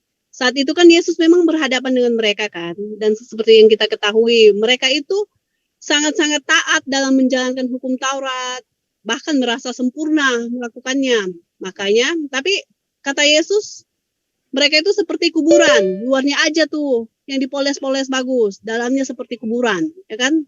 Itu dan nggak ada tuh, maksudnya itu nggak ada hubungannya dengan umat Kristen yang saat ini, nggak ada. Itu jelas Bang Suma itu salah penafsiran. Terus tentang katanya Bang Suma kalau dia lebih paham dengan ajaran Yesus bahkan lebih mengikuti, kalau memang paham tuh simple aja. Kata Yesus tuh sembahlah Bapa di surga. Bang Suma dan kawan-kawan nyembah Bapa di surga kagak? Itu loh. Itu aja. Terus udah atau ada lagi? Mau ini masih banyak waktu. Dan ini lagi mengenai orang gaya hidup orang Farisi. Kira-kira yang mewarisi gaya hidup mereka, cara mereka beragama tuh siapa? Coba yang sekarang ini yang bisa dilihat tuh. 2 poin ya Bu ya. Iya, bisa diuji kan terus yang Halo? Ada lagi Bu? Ada lagi? Iya, dan bisa dilihat dari buahnya kan, buah ajaran Paulus kan. Oke, mantap. Buah kita bawa nanti buah ya, tentang dari buah. Ya, jelas. Siap. Nanti kita baik, saya sudah apa belum nih? Ajarannya siapa yang sesuai dengan ajaran Yesus, mana yang justru seperti ahli Taurat. Menarik. Aku suka banget ayat poin itu. Oke, saya juga sangat suka, Bu. Sudah, Bu? Iya, ada lagi? Ayo. Oke, stop ya. Oke, stop. Ini lagi. Masih. Bang Suma memang sudah baca semua perkataan Yesus gitu? Yakin sudah baca semuanya atau hanya dipilah-pilah? 3 poin pertanyaan berarti ya. Ini saya harus ingatkan lagi. Oke, 3 poin dulu, jangan banyak-banyak dulu biar kita ingat, kita riset lagi, kemudian kita Bu Felicia sebelum ini secara singkat Bang Suma paham pertanyaan dari semua perkataan Yesus Bang Suma percaya. Tunggu. Gini. Itu nanti 4 lagi ya. Nanti Ibu itu bawa premis. Kita 3 pertanyaan Ibu. Ibu, saya ingatkan pertanyaan Bu Felicia Bang Suma paham kira-kira? Sangat paham. Oke, silakan dijawab. Nanti Jimmy kalau mau menanggapi silakan bilang langsung ya. Bang Suma monggo ditanggapi Bu Felicia. Jadi tidak bisa dipungkiri ya, Kristen itu berasal dari ahli kitab, berasal dari orang-orang Farisi yang menyeberangi lautan, menjelajahi daratan. Tidak akan mungkin sampai Kristen di Indonesia ini kalau bukan orang-orang ahli kitab yang pertama kali mengajarkan, dan itu diakui oleh Paulus kok. Galatia 2. Apa kata Galatia 2 di sana yang ditunjukkan tadi? Dia katakan bahwa dirinya diutus untuk siapa? Untuk orang-orang yang tidak bersunat. Siapa orang-orang yang tidak bersunat ini? Dia katakan bahwa aku diutus kepada orang-orang yang tidak bersunat di dalam Galatia 2 nomor 7. Tetapi sebaliknya setelah mereka melihat bahwa kepada aku telah dipercayakan memberitakan gospel untuk orang-orang tidak bersunat. Sama seperti kepada Petrus yang untuk orang-orang bersunat. Jadi yang mengotori mulutnya mengatakan Petrus mendirikan Kristen, tolong dicuci lagi mulutnya. Karena Kristen itu ya hanya orang-orang yang tidak bersunat. Berarti itu didirikan oleh Paulus. Petrus dikhususkan untuk orang-orang yang bersunat, berarti Bani Israel. Jadi jemaat yang didirikan oleh Petrus adalah jemaat orang-orang yang tidak berkulub. Artinya orang-orang yang bersunat. Paham? Catat dan camkan baik-baik. Kemudian ketika tuduhan dilontarkan kemudian bahwa Islam yang sama dengan orang ahli kitab, memang betul, memang sama, karena ajaran yang ada di dalam Torah itu adalah ajaran dari Allah. Yang datang kepada Musa itu adalah ajaran dari Tuhan. Yang datang kepada Yesus itu adalah ajaran dari Tuhan. Itulah kitab Taurat yang juga kami imani. Itulah hikmat Injil yang datang kepada Nabiullah yang diutus kepada Bani Israel yang kami imani. Sehingga ajaran kami sama. Tetapi tidak ada ahli kitab, orang Yahudi, orang Farisi yang datang ke Arab mengajarkan kami Islam, mengajarkan Al-Quran. Orang Yahudi mana yang mengajarkan Al-Quran? Sehingga baginda Rasulullah Muhammad SAW itu menjadi Islam. Oke, time is over. Jadi nanti sekarang... jadikan 3 menit deh, karena mereka berdua. Gitu. Oh iya, saya lupa ya, 3 menit jadi, Bang Zuma. Ya, silakan. Ini yang mau menyanggah. Kalau bisa mereka 1 menit setengah satu orang, saya sendiri 2 menit kan gitu. Oh iya, biar adil. Iya benar-benar. Baik, ini Jimmy atau Bu Felicia, silakan. Siapa yang mau menanggapi? Gini, halo. Oke, Ibu Felicia, saya kasih waktu 1,5 menit, nanti Jimmy 1,5 menit ya. Silakan. Ini tadi tentang bicara jemaat mula-mula ya. Halo. Lanjut. Waktu berjalan. Ya. Iya, itu kan jelas tuh ada ayatnya. Yesus ini menetapkan Petrus sebagai pendiri jemaatnya, sebagai batu karang ya, di atas batu karang ini aku akan mendirikan jemaatku. Ya memang makanya saya pribadi percaya bahwa orang-orang percaya Yesus itu yang pertamanya yang ini sama si Petrus itu bukan Paulus. Justru Paulus itu yang belakangan yang justru yang menganiaya jemaat mula-mula yang didirikan si Petrus dan kawan-kawannya itu. Jadi nggak benar juga kalau dibilang Paulus lah yang pendiri agama Kristen. Enggak. Paulus jelas cuma menjadi rasul untuk orang-orang di luar Israel. Tapi yang mendirikan jemaat mula-mula itu adalah Petrus. Itu yang pertama. Terus tentang ajaran ahli-ahli Taurat orang-orang Farisi itu ya. Maksudnya praktek keagamaannya, ritual-ritual mereka emang sama gitu. Maksudnya yang saya maksud itu bukan ajaran ininya ya. Karena jelas beda dari Tuhannya aja udah beda kan sama Islam. Mereka kan menyembah YHWH, bukan menyembah Allah SWT. Ajarannya juga beda, cara mendapatkan surganya juga beda. Nggak ada Tuhannya Israel tuh nggak pernah memberi kesempatan kepada nabinya dalam hal-hal yang seperti yang ada di dalam nabi Islam. Ibu Felicia membawa-bawa orang Yahudi di sini. Saya harap Ibu bisa menampilkan bukti-bukti ya setelah berbicara itu bahwa Ibu didukung oleh apa yang diimani oleh orang Yahudi. Jangan hanya asumsi. Jadi di sini ada 3 agama, Ibu bawa Yahudi tapi belum tentu Yahudi sepakat seperti apa yang Ibu katakan. Saya harap Ibu bawa data. Kita lanjut kepada Jimmy, silakan 1,5 menit untuk menanggapi argumen. Jangan kalian menyalahkan Bang Zuma tapi tidak mampu menunjukkan mana yang benar ya, dan tidak mampu juga membantah argumen dari Bang Zuma. Ini lucu. Kita butuh edukasi di sini. Silakan Jimmy. Bu Felicia diam dulu, nanti Bang Zuma 3 menit menjawab. Silakan Jimmy. Oke, terima kasih.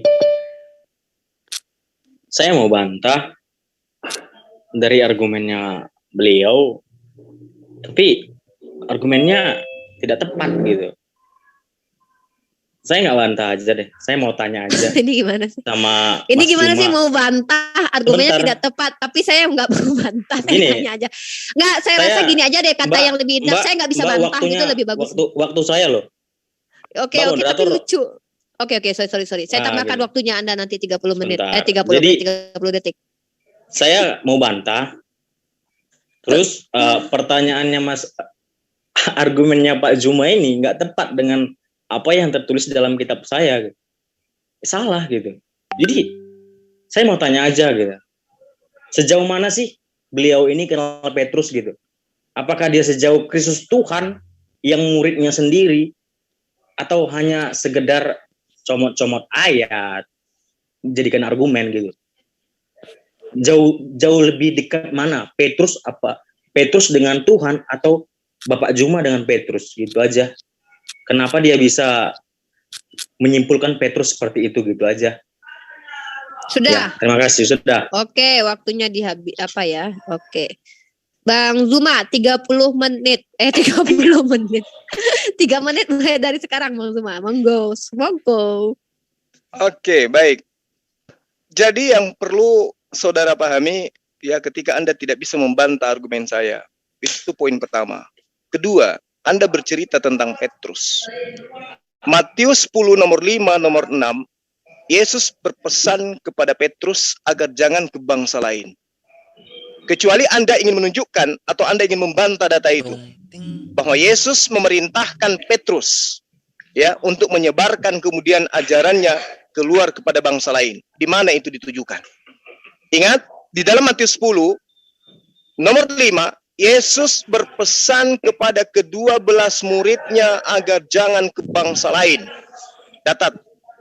Jadi tidak akan mungkin kemudian kalau Petrus ini betul-betul adalah murid yang taat kepada Yesus, maka tidak mungkin kemudian tidak mungkin kemudian ajaran Kristen itu adalah ajaran Petrus. Nah, data selanjutnya di dalam Galatia 2 yang saya katakan tadi, bahwa Paulus dengan lisannya mengakui kalau dia diutus untuk orang-orang yang bersunat, Petrus untuk orang yang bersunat, sementara Paulus diutus untuk orang-orang yang tidak bersunat. Siapa orang-orang tidak bersunat ini? Yahudi? Gak mungkin. Lalu siapa?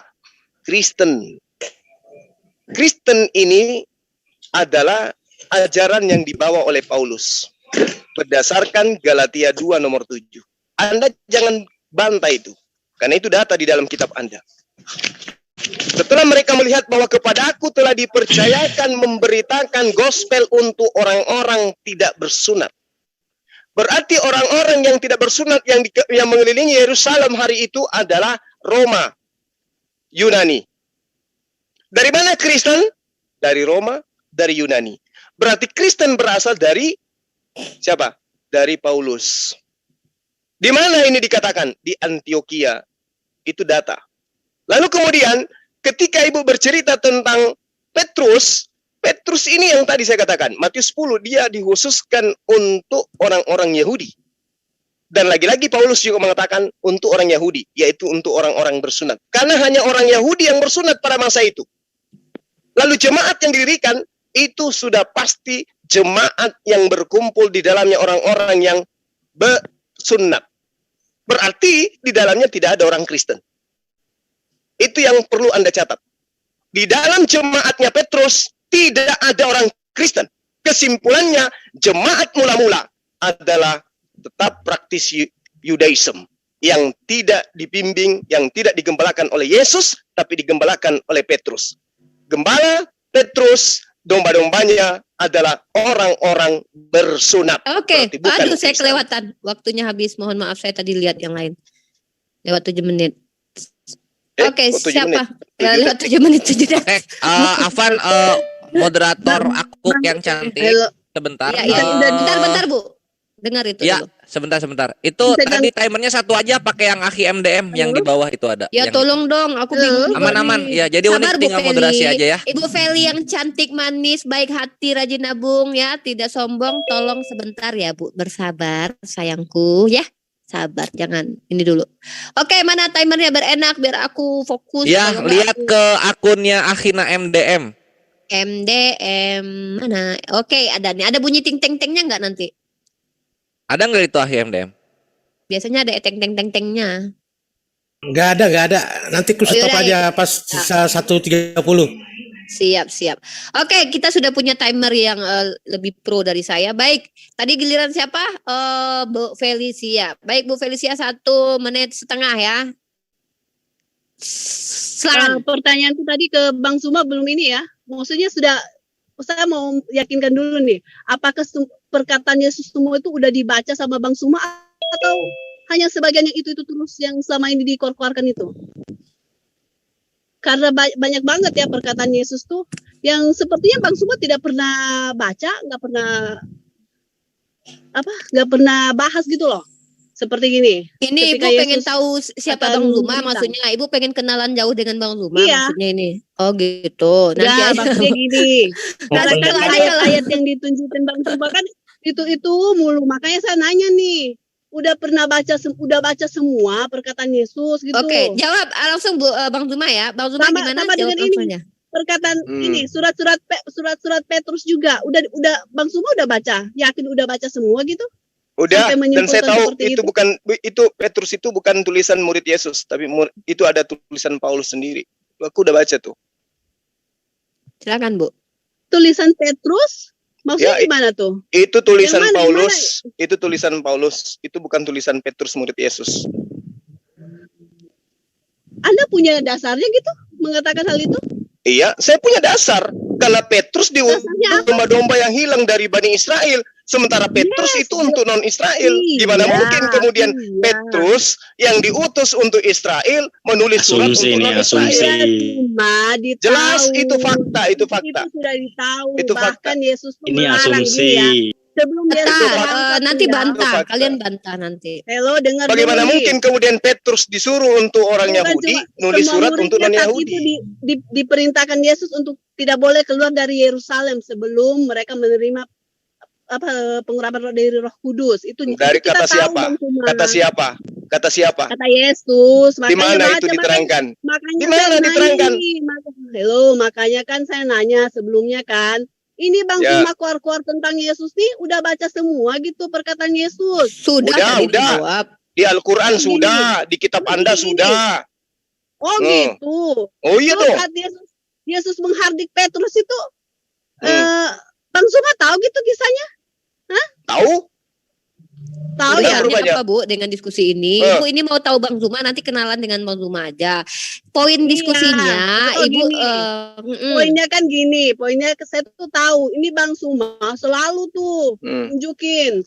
Bantah saja Bu, Ibu bisa bantah nggak? Nggak percaya tuh.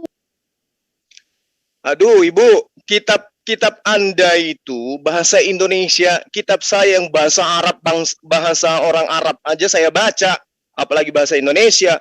Anda ragukan apa? Petrus dihardik, Markus 8 nomor 33. Kenapa rupanya? Salah kali. Tanya Ibu.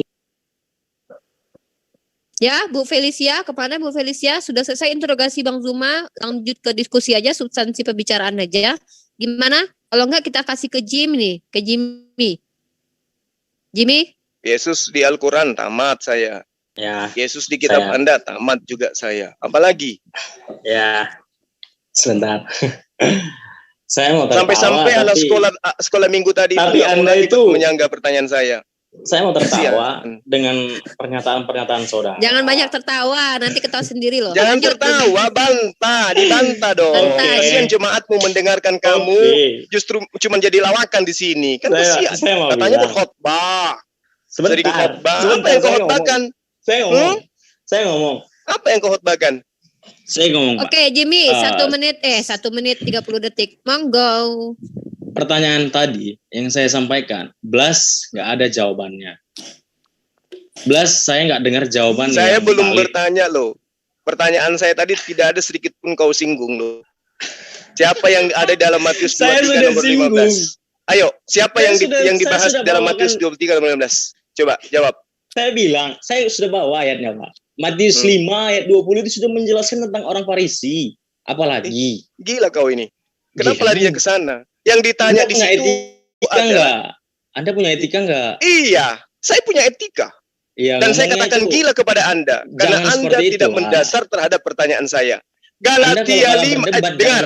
Matius 5 nomor 20 itu membahas tentang agama yang akan muncul yang lebih sempurna daripada ahli Taurat. Balik lagi. Ahli Taurat punya syariat. Agama yang lebih baik nantinya adalah agama yang datang yang jauh lebih bersyariat. Bantah itu, Jimmy. Saya sudah bantah. Apalagi yang mau saya bantah? Bantahnya gimana? Orang Farisi itu agama itu diciptakan oleh manusia loh, Pak. Apa urusannya? Ahli Taurat? Ahli Taurat itu gimana? Kenapa dipanggil ahli Taurat? Karena dia itu ahli dalam Taurat, ahli dalam kitab. Terus? Makanya terus dibilang kenapa kau katakan bahwa agama karangan yang ahli Taurat itu? Bukan agama kan, tapi agama itu diciptakan oleh manusia untuk menunjukkan. Nenek Ukiper, siapa bilang Taurat itu tidak diciptakan oleh manusia? Ajaran Taurat itu, Bapak Islam nggak? Ajaran Taurat itu adalah ajaran yang diwahyukan oleh Allah kepada Nabi Musa. Kenapa kau katakan itu buatan manusia? Aduh, ini Bapak ini kalah berdebat. Time is up. Jadi gini, saya kasih tahu lagi sama Jimmy. Jimmy tadi berbicara tentang ilmiah, akademis, kemudian argumen. Tapi mohon maaf ya, saya sebagai moderator juga berhak juga untuk mengkoreksi ya. Jadi gini, Bang Zuma menampilkan narasi dari tadi. Narasi itu kalau bisa dibantah monggo, kalau tidak bisa dibantah itu bisa menjadi saya sudah bantah kebenaran. ya Bu. Jimmy, jangan mengoper-ngoper apa, mengoper-ngoper pembicaraan. Jimmy, jangan jadi penari diksi, jangan jadi penari. Anda itu yang jadi penari diksi. Oke, kita Anda itu seperti sofisme. Masalahnya dia sohis, Pak. Dengar. Dia memang dilengkapi begitu, Akhi Farhan. Dengar ya. Anda itu sok pintar. Anda itu sok pintar. Anda itu sok pintar semua gitu. Kita fokus. Kan kami di sini kami menyampaikan narasi. Kalau memang kalian bisa membantah, bantah. Karena kalau kalian tidak mampu membantah itu bisa jadi fakta kebenaran. Ya. Kalau kalian tidak mampu membantah, maka itu bisa jadi fakta kebenaran. Monggo. Siapapun teori apapun yang disampaikan oleh manusia, bahkan teori monyet jadi manusia pun kalau tidak bisa dibantah, itu bisa jadi fakta kebenaran. Silakan Anda sampaikan bantahan. Kalau tidak bisa membantah, tidak masalah. Kalau Anda membawa dalil lain, monggo jelaskan korelasinya dengan apa yang dipertanyakan Bang Zuma. Sekarang bergantian. Anda ditanya sama Bang Zuma, belum ya? Karena tadi Anda sudah bertanya, Bu Felicia juga bertanya, dari kalian sudah bertanya. Sekarang gantian Bang Zuma bertanya. Monggo Bang Zuma, tanyakan. Silakan kalian menjawab. Ya, saya jawab di dalam Matius 5 nomor 36, Yesus bersaksi tentang dirinya bahwa dia adalah utusan Allah, utusan Bapa. Kalau kalian alergi melihat kata Allah. Ya. Matius 23 nomor 15 mengajarkan adanya orang yang 2 kali lebih jahat daripada ahli kitab. Ia mengajarkan bahwa Yesus itu adalah Tuhan itu sendiri. Yang jadi pertanyaan saya, ajaran Yesus, kesaksian Yesus tentang dirinya yang benar, atau kesaksian Kristen yang berasal daripada orang Farisi dan ahli Taurat ini? Jawab. Waktu masih banyak, Bang Zuma, apa biarkan saja? Saya jelaskan. Di dalam Matius 23 nomor 15, Yesus menerangkan akan adanya sebuah ajaran yang diakibatkan oleh ahli kitab dan orang-orang Farisi yang menyeberangi lautan, menjelajahi daratan untuk mengajak orang-orang non-Yahudi masuk ke dalam ajaran agamanya sebagai menjadikan mereka sebagai ahli neraka dan juga menjadikan mereka 2 kali lebih jahat daripada ahli Farisi itu sendiri, ahli Taurat itu sendiri. Pertanyaan saya, kalau Anda menimpali dan menyanggal bahwa bukan Anda yang dimaksud dalam Matius 23 nomor 15 ini, maka apa kesaksian Yesus tentang dirinya dalam Yohanes 5 nomor 36? Apakah Anda imani bahwa kesaksian tertinggi yang diajarkan oleh Yesus tentang dirinya adalah dia adalah utusan Tuhan? Lalu dari mana kalau Anda mengimani kesaksian itu? Dari mana kemudian Anda mendapatkan kesaksian bahwa Yesus itu adalah Tuhan yang datang menjelma menjadi manusia? Siapa yang mengajarkan itu? Karena saya melihat agama Anda kesaksiannya berbeda dengan kesaksian Yesus. Kalau kami umat Islam, kesaksian kami itu sudah final. Yesus itu adalah rasul bagi Bani Israel. Ya Bani Israel, inni rasulullahi ilaikum. Dia adalah rasul bagi Bani Israel. Tapi bagi Kristen, dia adalah Tuhan yang datang menjelma menjadi manusia. Kesaksian siapa yang Anda gunakan untuk menjadi sebagai seorang Kristen? Singkat aja Pak pertanyaannya. Singkat aja pertanyaannya Pak. Dipersingkat aja. Kesaksian Yesus. Cerita gitu. Bukan cerita supaya kamu paham gitu loh. Kesaksian Yesus adalah kesaksian yang lebih penting dari Yohanes. Apa itu? Dia adalah utusan Tuhan. Sekarang Anda menuhankan Yesus berdasarkan kesaksian siapa? Jawab. Pertanyaannya apa Pak? Coba diringkas baik-baik. Bapak itu kalian mengatakan Yesus itu kalian mengatakan Yesus itu adalah Tuhan yang datang dalam rupa manusia. Itu kesaksian siapa yang Anda imani? Jawab. Oke, paham? Jimmy? Pura nggak paham. Ya. Saya hanya dengar cerita kok. Saya nggak dengar pertanyaan. Kesaksian siapa bahwa itulah aku katakan kau itu gila kan? Nggak salah kan kau bilang kau gila. Ya, kau bilang kan? Nyata-nyata pertanyaan kau bilang aku nggak nanya. Moderator. Moderator mana? Saya kan sudah bicara, tolong didengarkan. Kata Bang Zuma, kesaksian siapa yang kalian dapat dari mana kalian kesaksian tentang Yesus yang kalian imani ini gitu loh. Oke, saya mulai gitu. Silakan. Saya bahas. Tolong moderator buka Matius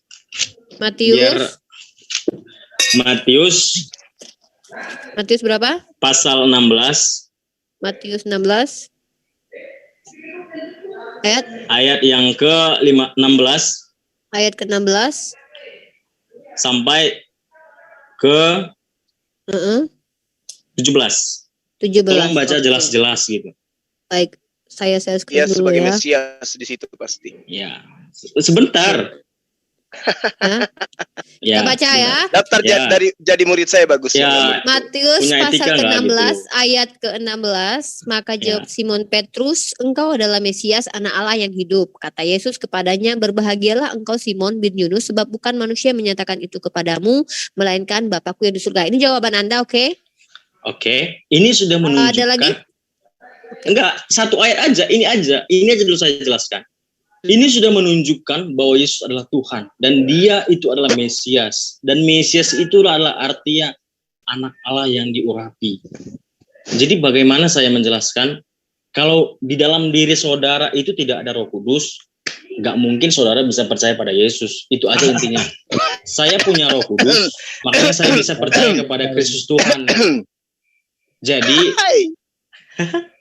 itu bukan diskusi, Jimmy. Itu ujung-ujungnya. Tadi ilmiah. Tadi katanya mau ilmiah. Tadi ada ujung-ujungnya intelektual bahwa doktrin di sini. Saya bantah Matius 16 boleh. Itu pengakuan loh. Selesaikan waktunya. Itu pengakuan murid Tuhan gitu loh. Biar saya banting dia dan sudah digunting dengan datanya. Nanti dijawab sama Bang Zuma. Ya, lanjut. Nah, pertanyaannya, Anda ini hidup nggak di zamannya gitu loh. Itu pertanyaan simpel saja dari saya. Sementara Petrus itu murid Tuhan langsung gitu. Dia percaya gitu. Nah, Anda ini hidup 2000 tahun yang lalu. Oke, langsung ada pertanyaan ya. Duduk yang sopan. Saya tunggu. Baik. Ya. Baik, Jimmy sudah Oke, boleh ditambahkan, habiskan waktu Bu Felicia. Jangan buat premis lain ya. Fokus ke diskusi ini biar nggak kemana-mana. Iya, oke gini. Bang Zuma kan tanya tuh, Kristen itu percaya kesaksian siapa? Ya saya jawab ya. Yang jelas percaya kesaksian Yesus sendiri tentang dirinya. Halo? Lanjut Bu, lanjut. Ayatnya nih, kalau bisa bawa dalil ya. 8. Sebab inilah darahku, darah perjanjian yang ditumpahkan bagi banyak orang untuk pengampunan dosa. Ya itu kesaksian Yesus. Kenapa umat Kristen percaya dengan Yesus? Ya karena Yesus sendiri yang mengatakan seperti itu. Oke, Ibu, Matius berapa tadi? Matius 26 ayat 28. Oke, nanti kita bahas ini. Nanti kita bahas satu-satu dulu ayat dari. Biar ada lagi ya semua deh, nggak apa-apa. Ya, terus ada tentang ini Petrus nanti kaget dia itu tuh kalau tai sapi juga menghapus dosa. Oke, siap. Baik, Bu Felicia lanjut. Sudah? Kesaksian, ada lagi? Halo? Ya. Iya, ada kesaksian Yesus kan untuk murid-muridnya tuh. Ada amanat agung kan? Pergilah, jadikanlah semua bangsa muridku dan baptislah mereka dalam Bapa, Putra dan Roh Kudus. Baik. Ada lagi? Makanya kan saya nanya ingatkan tadi. Nanti saya deh. Semua udah percaya baca semua gitu. Semua perkataan Yesus gitu. Saya paham, ngerti. Tentang saya ini. Ngerti. Tentang apa? Bang Zuma pernah baca nggak kisah tentang Petrus dihardik sama Yesus tuh? Tadi udah dijawab itu Bu, ada. Tadi udah saya jawab. Sudah. Lanjut Ibu. Halo. Kira-kira kenapa tuh? Si Petrus dihardik? Kok kira-kira? Nanti saya jawab. Nanti dijawab ya. Siap. Sudah Ibu. Apa mau dihabiskan waktunya? Oke, waktunya kita habiskan saja ya biar tidak buang-buang waktu. Nah, kita kembali ke Bang Zuma, direset waktunya, direset aja waktunya. Oke, time is up. Jadi kita reset lagi Bang Zuma 3 menit untuk menjelaskan tadi dari Jimmy dulu ya tentang ayat yang dibawa pembuktian bahwa Yesus itu kesaksian Yesus dengan apa yang mereka imani saat ini. Silakan Bang Zuma. Ya, baik. Jadi yang pertama yang dibahas tadi tentang Matius 16. Matius 16 ayat 16. Ya, jawab Simon ketika ditanyai oleh Yesus. Hai Simon, menurutmu aku ini siapa? Apa kata Simon Petrus? Engkau adalah Mesias. Ayo. Ada berapa Mesias di dalam pengajaran Bani Israel? Banyak Mesias itu. Bukan cuma Yesus yang Mesias. Harun juga Mesias. Kores juga Mesias. Oke. Engkau adalah Mesias, anak Mana Tuhan. ayatnya, Om? Mana ayatnya? Sabar. Sebentar akan saya kasih. Kasih ya. tahu aku ayatnya. Iya, ada. Oke. Ayatnya. Tunggu, diam dulu. Yang tidak ikut diskusi jangan nimbrung dulu biar tidak terganggu ya. Lanjut saja Bang Zuma, nanti kita kasih ayat di akhir-akhir nanti. Silakan. Iya. Jadi di situ dikatakan bahwa Simon menjawab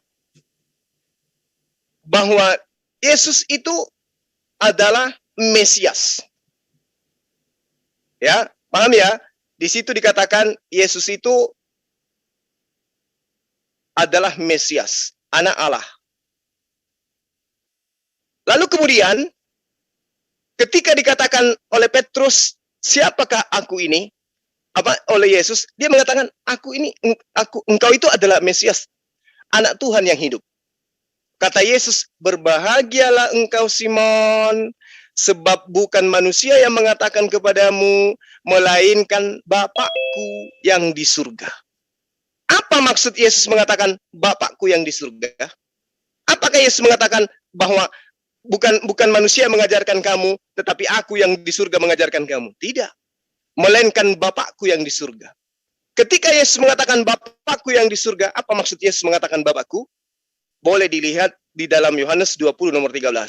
Ternyata Bapakku itu adalah Tuhanku. Aku akan pergi kepada Bapakku dan Bapakmu, kepada Allahku dan Allahmu, Tuhanku dan Tuhanmu. Di terjemahan lama diterangkan Bapakku dan Bapakmu, Tuhanku dan Tuhanmu. Berarti terjemahannya itu sangat jelas. Berbahagialah engkau Simon, karena bukan manusia yang menerangkan kepadamu, melainkan Tuhanku yang di surga. Nah, kemudian ketika dikatakan Yesus itu anak Allah, atau anak Theos, atau anak Tuhan. Silakan Anda baca di dalam Matius 26, nomor 63 sampai nomor 64. Ketika kemudian imam-imam besar bertanya kepada Yesus, demi Allah yang hidup, katakan kepada kami, apakah engkau Mesias, anak Allah atau tidak? Jawab Yesus, engkau telah mengatakan, akan tetapi aku berkata kepadamu, mulai sekarang kamu akan melihat anak manusia. Jadi ketika imam mengatakan dia anak Allah, Yesus membantahnya dengan mengatakan anak manusia. Dirinya adalah anak manusia. Oke, tadi karena ada gangguan sedikit dari Bu Felicia tadi tentang ayat penghapus dosa. Matius 26 ayat 28. Ya Bang, 3 menit. Ya Bang, yang itu Bu Felicia. Jadi mohon maaf ya Jimmy, kita kasih Bang Zuma menjawab. Nanti biar kalian nggak katakan Bang Zuma tidak menjawab, karena tadi Bang Zuma menjawab pertanyaan dari Jimmy. Sekarang Bu Felicia tadi tentang Matius 26 ayat 28. Sebab inilah darahku, darah perjanjianku yang ditumpahkan bagi banyak orang untuk pengampunan dosa. Bang, mungkin tadi Bang Zuma membawa ayat kotoran lembu maksudnya tadi ya, Keluaran 29 ayat 14 maksudnya. Iya, betul.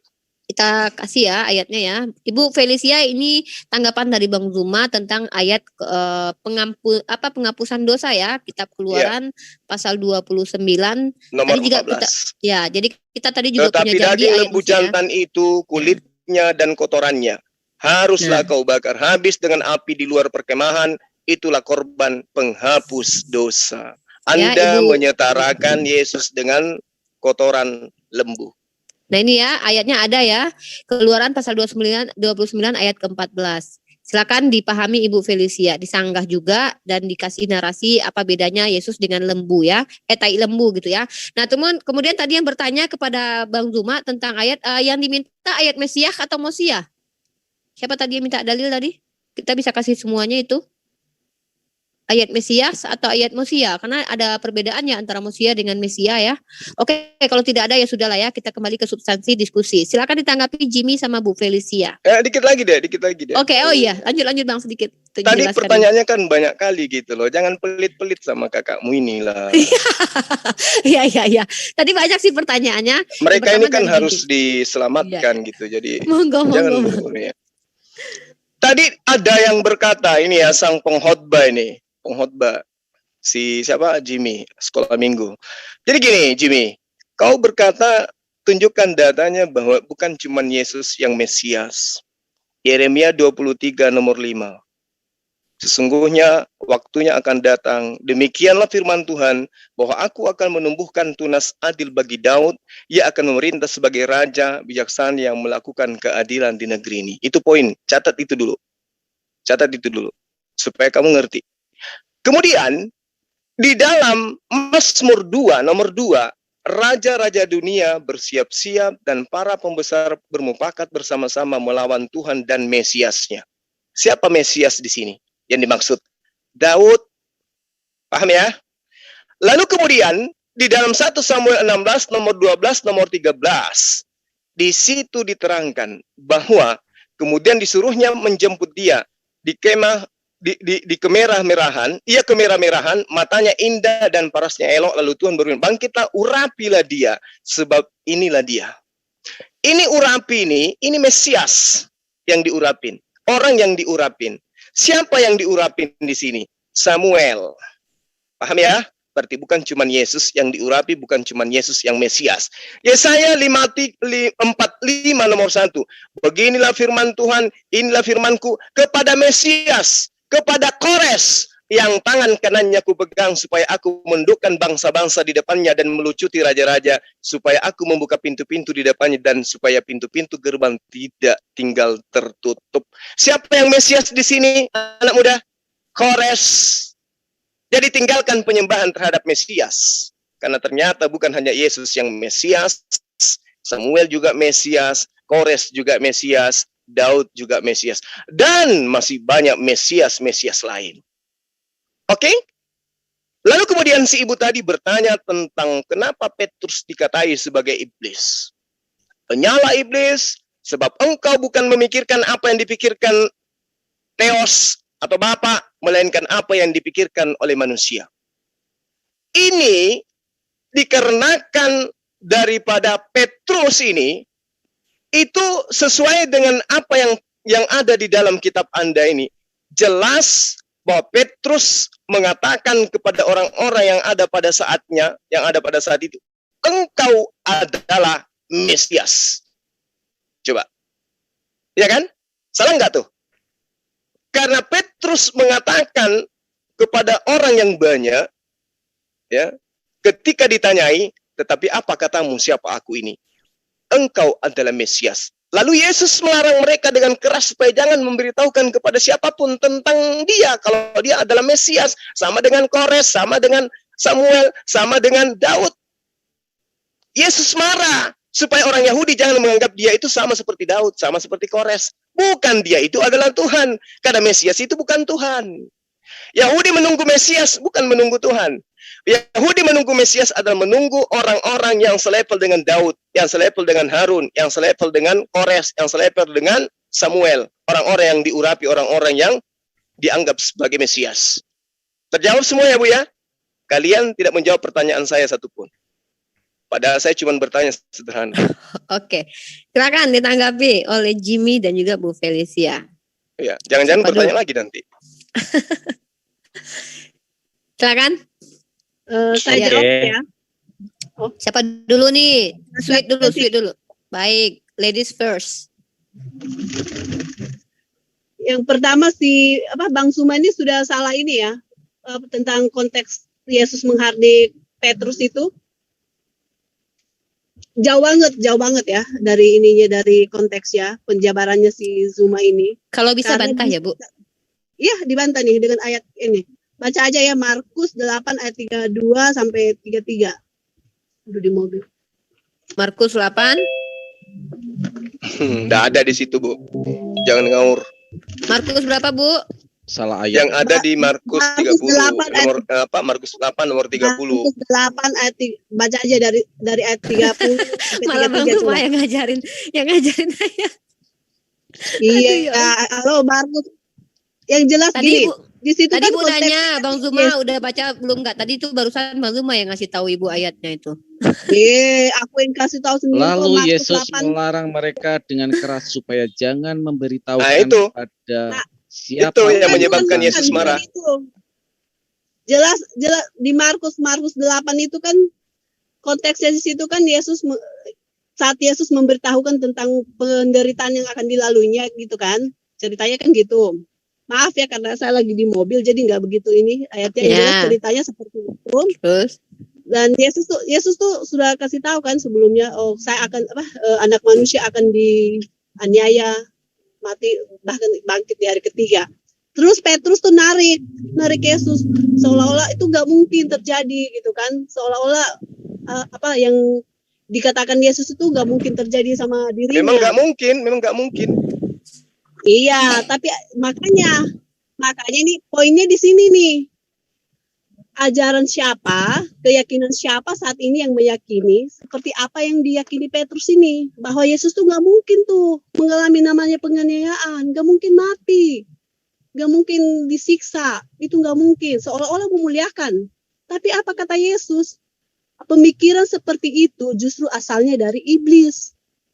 Itu poinnya. Silakan dibaca aja. Oke, pemikiran yang datang dari iblis ya. Siapakah penyembah iblis sebenarnya? Iya, pemikiran yang lanjut. Boleh nggak sih saya nabok argumennya Felicia ini?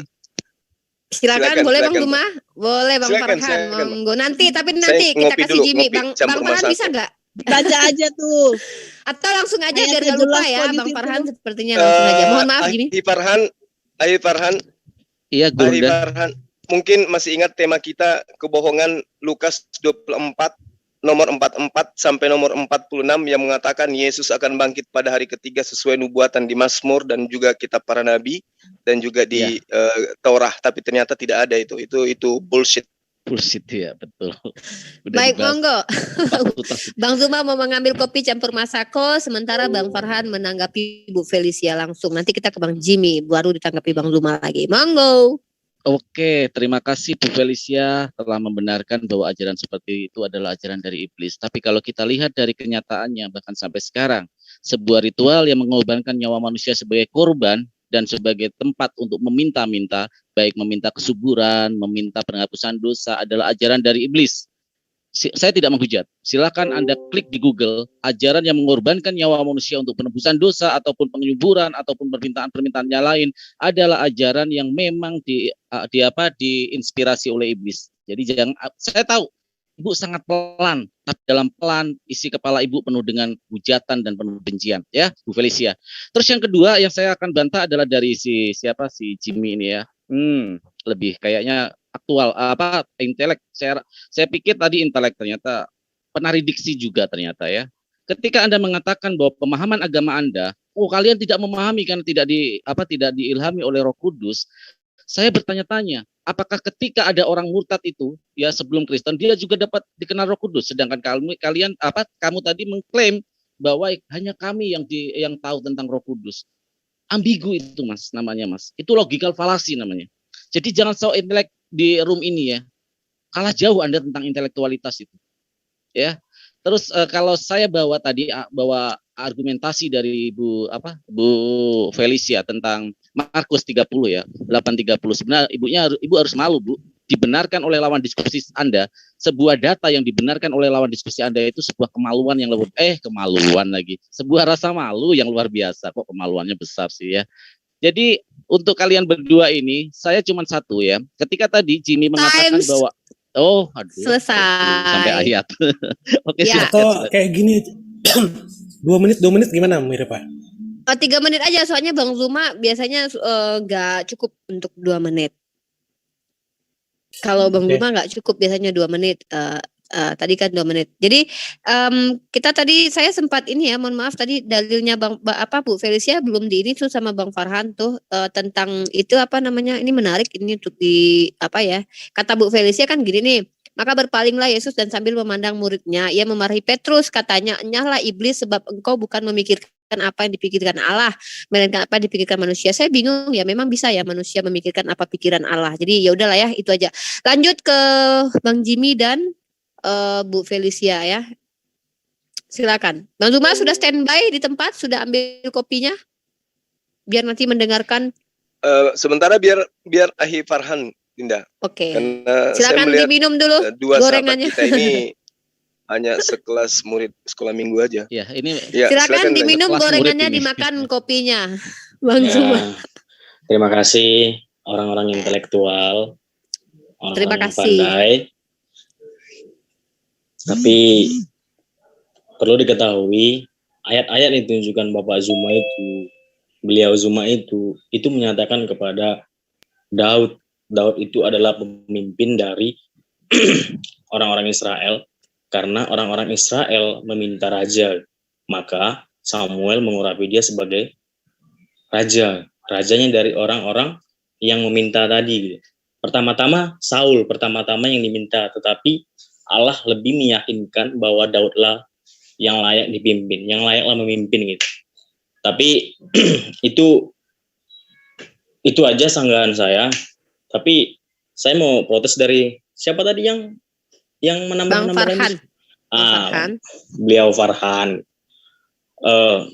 Tidak semua orang dapat memahami yang namanya pikiran Allah. Oh, itu saya tadi itu. Tidak ada manusia yang dapat memahami pikiran Allah.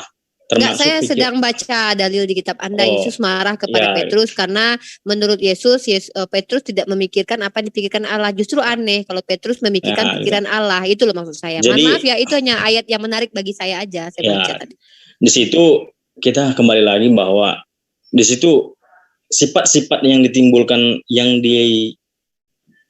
dilakukan si Petrus tadi itu adalah sifat-sifat ketakutan gitu. Jadi ketakutan bahwa dia tidak selamat dan dia akan jatuh gitu. Nah, inilah sifat-sifat iblis gitu. Bagaimana iblis ini menggoyang iman kita supaya kita jatuh gitu.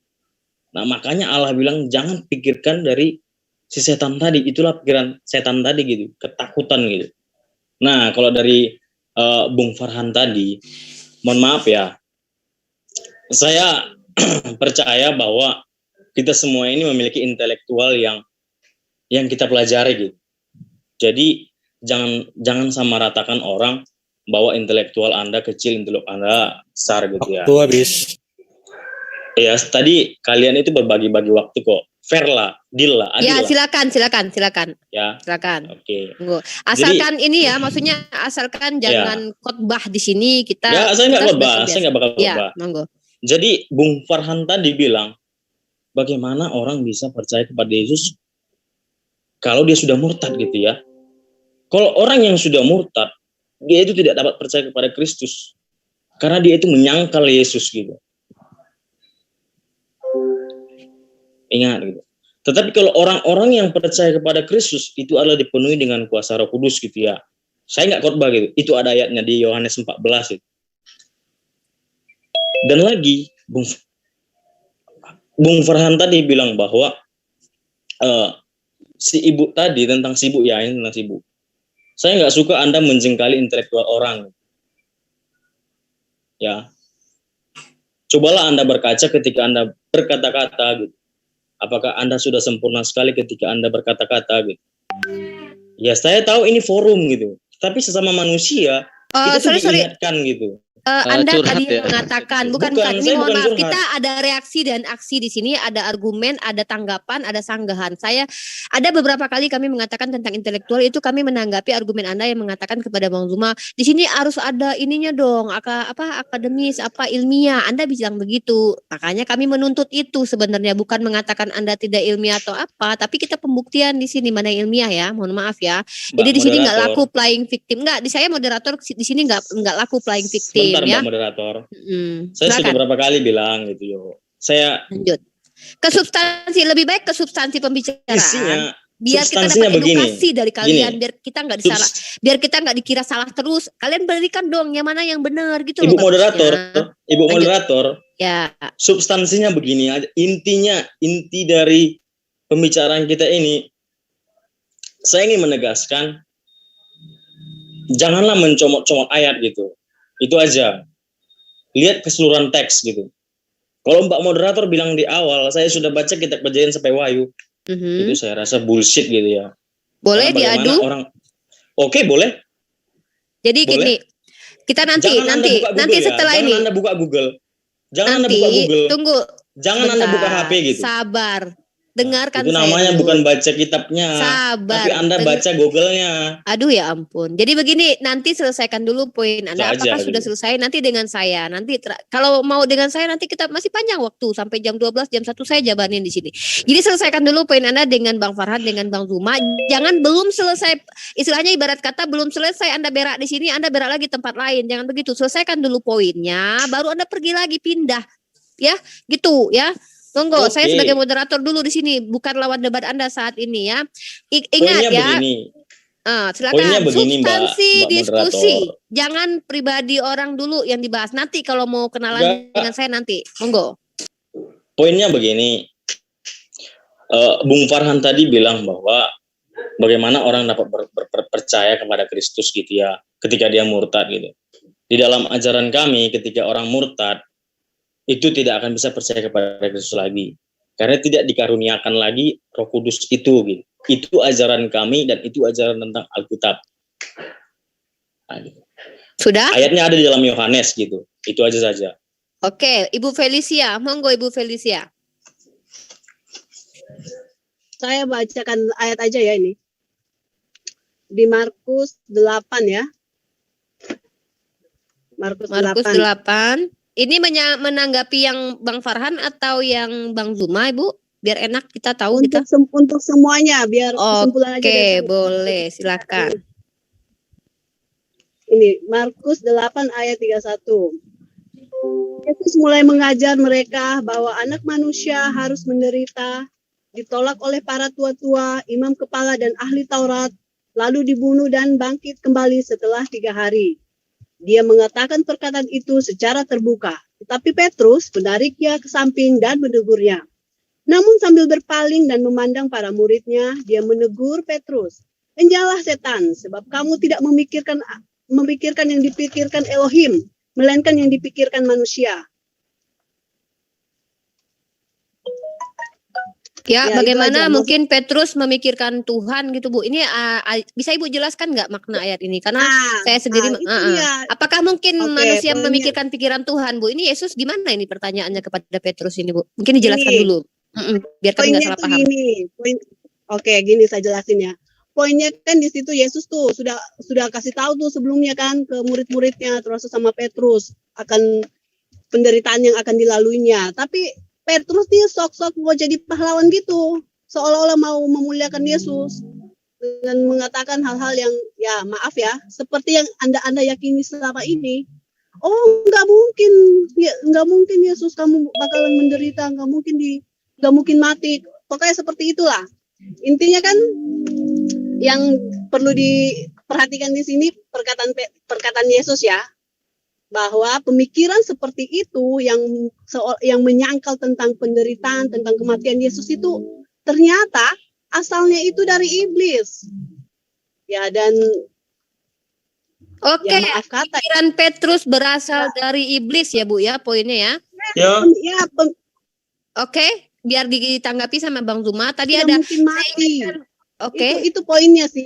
Ya atau enggak nih? Saya khawatir Ibu berhenti. Saya pikir sudah selesai. Sampai mati itu jelas itu asalnya dari belum iblis. atau sudah nih? Oke. Itu Baik, aja sih. saya ingatkan kembali buat Bang Zuma Iya, itu sama poinnya. Bang Farhan nanti. Yang pertama Jimmy mengatakan kalau rasa takut yang dialami Petrus itu adalah dari iblis ya. Kita tahu Yesus juga punya rasa takut ya. Saya nggak tahu nih, bahaya nih argumen sebenarnya ya buat mereka. Dan tadi Ibu Felicia menekankan tentang Petrus yang katanya itu tidak sepakat dengan Yesus, tidak bisa memikirkan apa pikiran Tuhan. Bang Farhan dengan Bang Zuma monggo ditanggapi. Siapa dulu? Bang Zuma apa Bang Farhan? Bang Zuma. Boleh, Gurunda? Silakan, akhi, silakan. Oke, terima kasih Gurundaku. Ketika tadi dia bilang anak manusia ya, saya lebih ke ini ya, lebih ke konteksnya aja. Bahwa di situ dikatakan bahwa yang rasa takut itu dari iblis. Bagaimana dengan Yesus ketika berdoa di Taman Getsemani? jelas rasa takut yang sangat luar biasa sampai keluar butiran-butiran keringat yang menyerupai darah. Ini raja iblis mungkin ya, raja iblis yang menyelimuti Yesus ini. Mohon maaf, saya memakai parameter dari logika Anda. Ketika Anda mengatakan bahwa rasa takut itu dari iblis, ketika Yesus jelas berdoa di Taman Getsemani dengan penuh ketakutan sampai bulir-bulir keringatnya seperti darah, artinya ini ketakutan yang sangat luar biasa. Memakai parameter logika Anda berarti Yesus sedang diselimuti oleh rajanya iblis karena ketakutan yang sangat luar biasa. Tentang Bu Felicia, Gurunda saja yang menanggapi. Silahkan Gurundaku. Monggo, Bang Zuma. Ya. Jadi gini, terkait dengan apa yang Ibu tadi ini jelaskan ya, bahwa saya salah di dalam memahami. Loh, datanya sudah ada kok. Yesus melarang. Berarti yang menyebabkan kemudian Yesus marah itu oleh karena Petrus melanggar larangan daripada Yesus ini.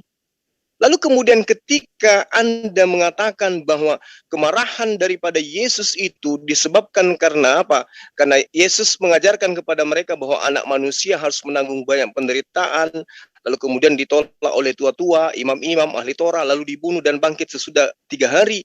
Lalu kemudian Anda mengatakan Petrus itu menarik Yesus ke samping dan menegur dia. Lalu kemudian Yesus balas marah. Ini kan ceritanya siapa? Ini kan ceritanya Markus. Dia menceritakan tentang kronologi sesuatu. Bukan pernyataan Yesus langsung bahwa inilah kejadiannya.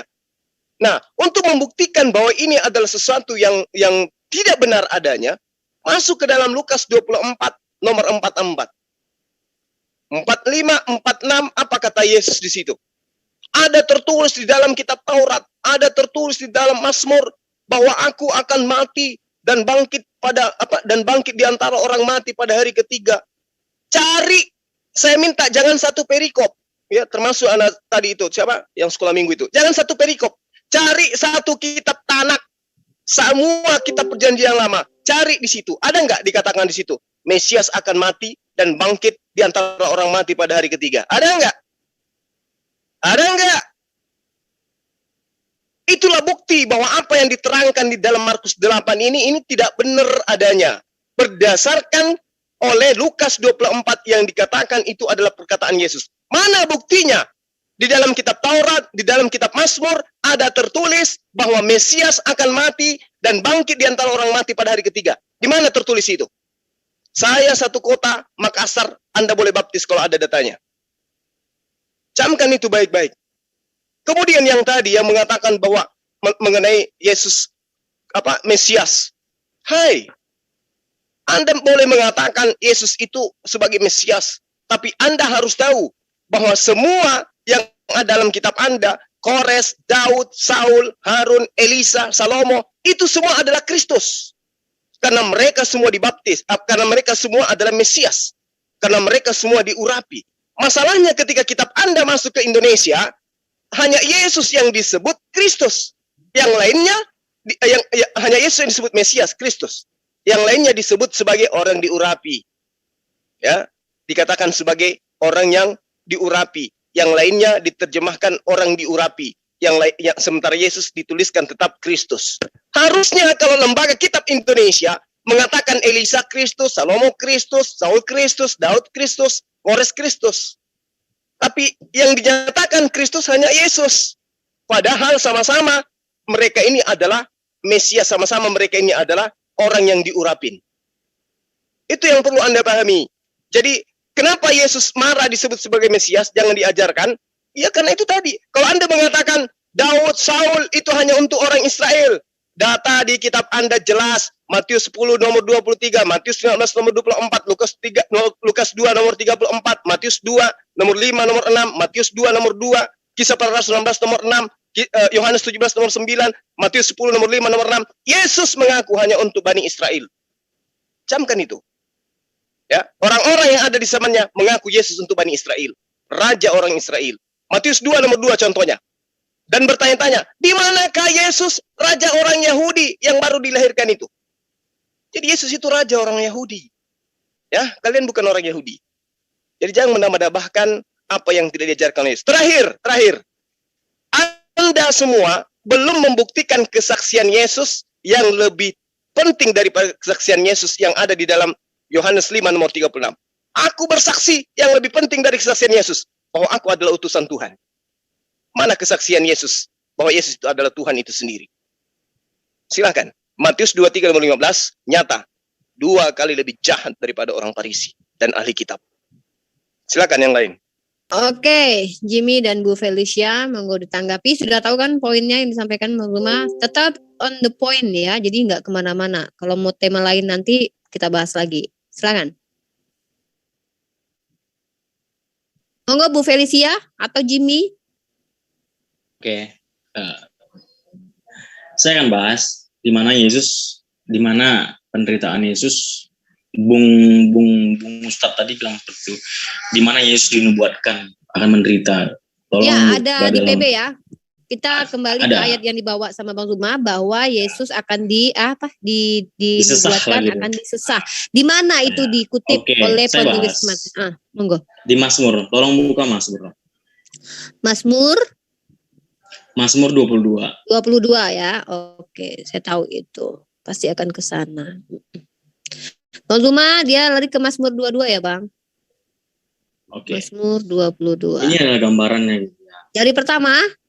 Enggak, jangan dari pertama. Sampai nanti dikira ayat 17 saja, ayat 17, 18, ayat 17 sampai 19. Ternyata kalian menjelaskan comot-comot ayat juga ya. 17. Saya tidak menjelaskan. Saya memberikan argumen. Oke, 17, 18. Oke, Mazmur 22 ayat ke-17. Kita lihat di sini, lihat di screen ya teman-teman ya. Kita baca, segala tulangku dapat kuhitung, kemudian mereka menonton, mereka memandangi aku, mereka membagi-bagi pakaianku di antara mereka dan mereka membuang undi atas jubahku. Lanjut. 19, Mbak. Oh, 19. Tetapi engkau Tuhan janganlah jauh. Ya, kekuatanku, segeralah menolong aku. Wow, ternyata dia minta pertolongan. Oke? Oke. Ini tolong buka Yesaya dong.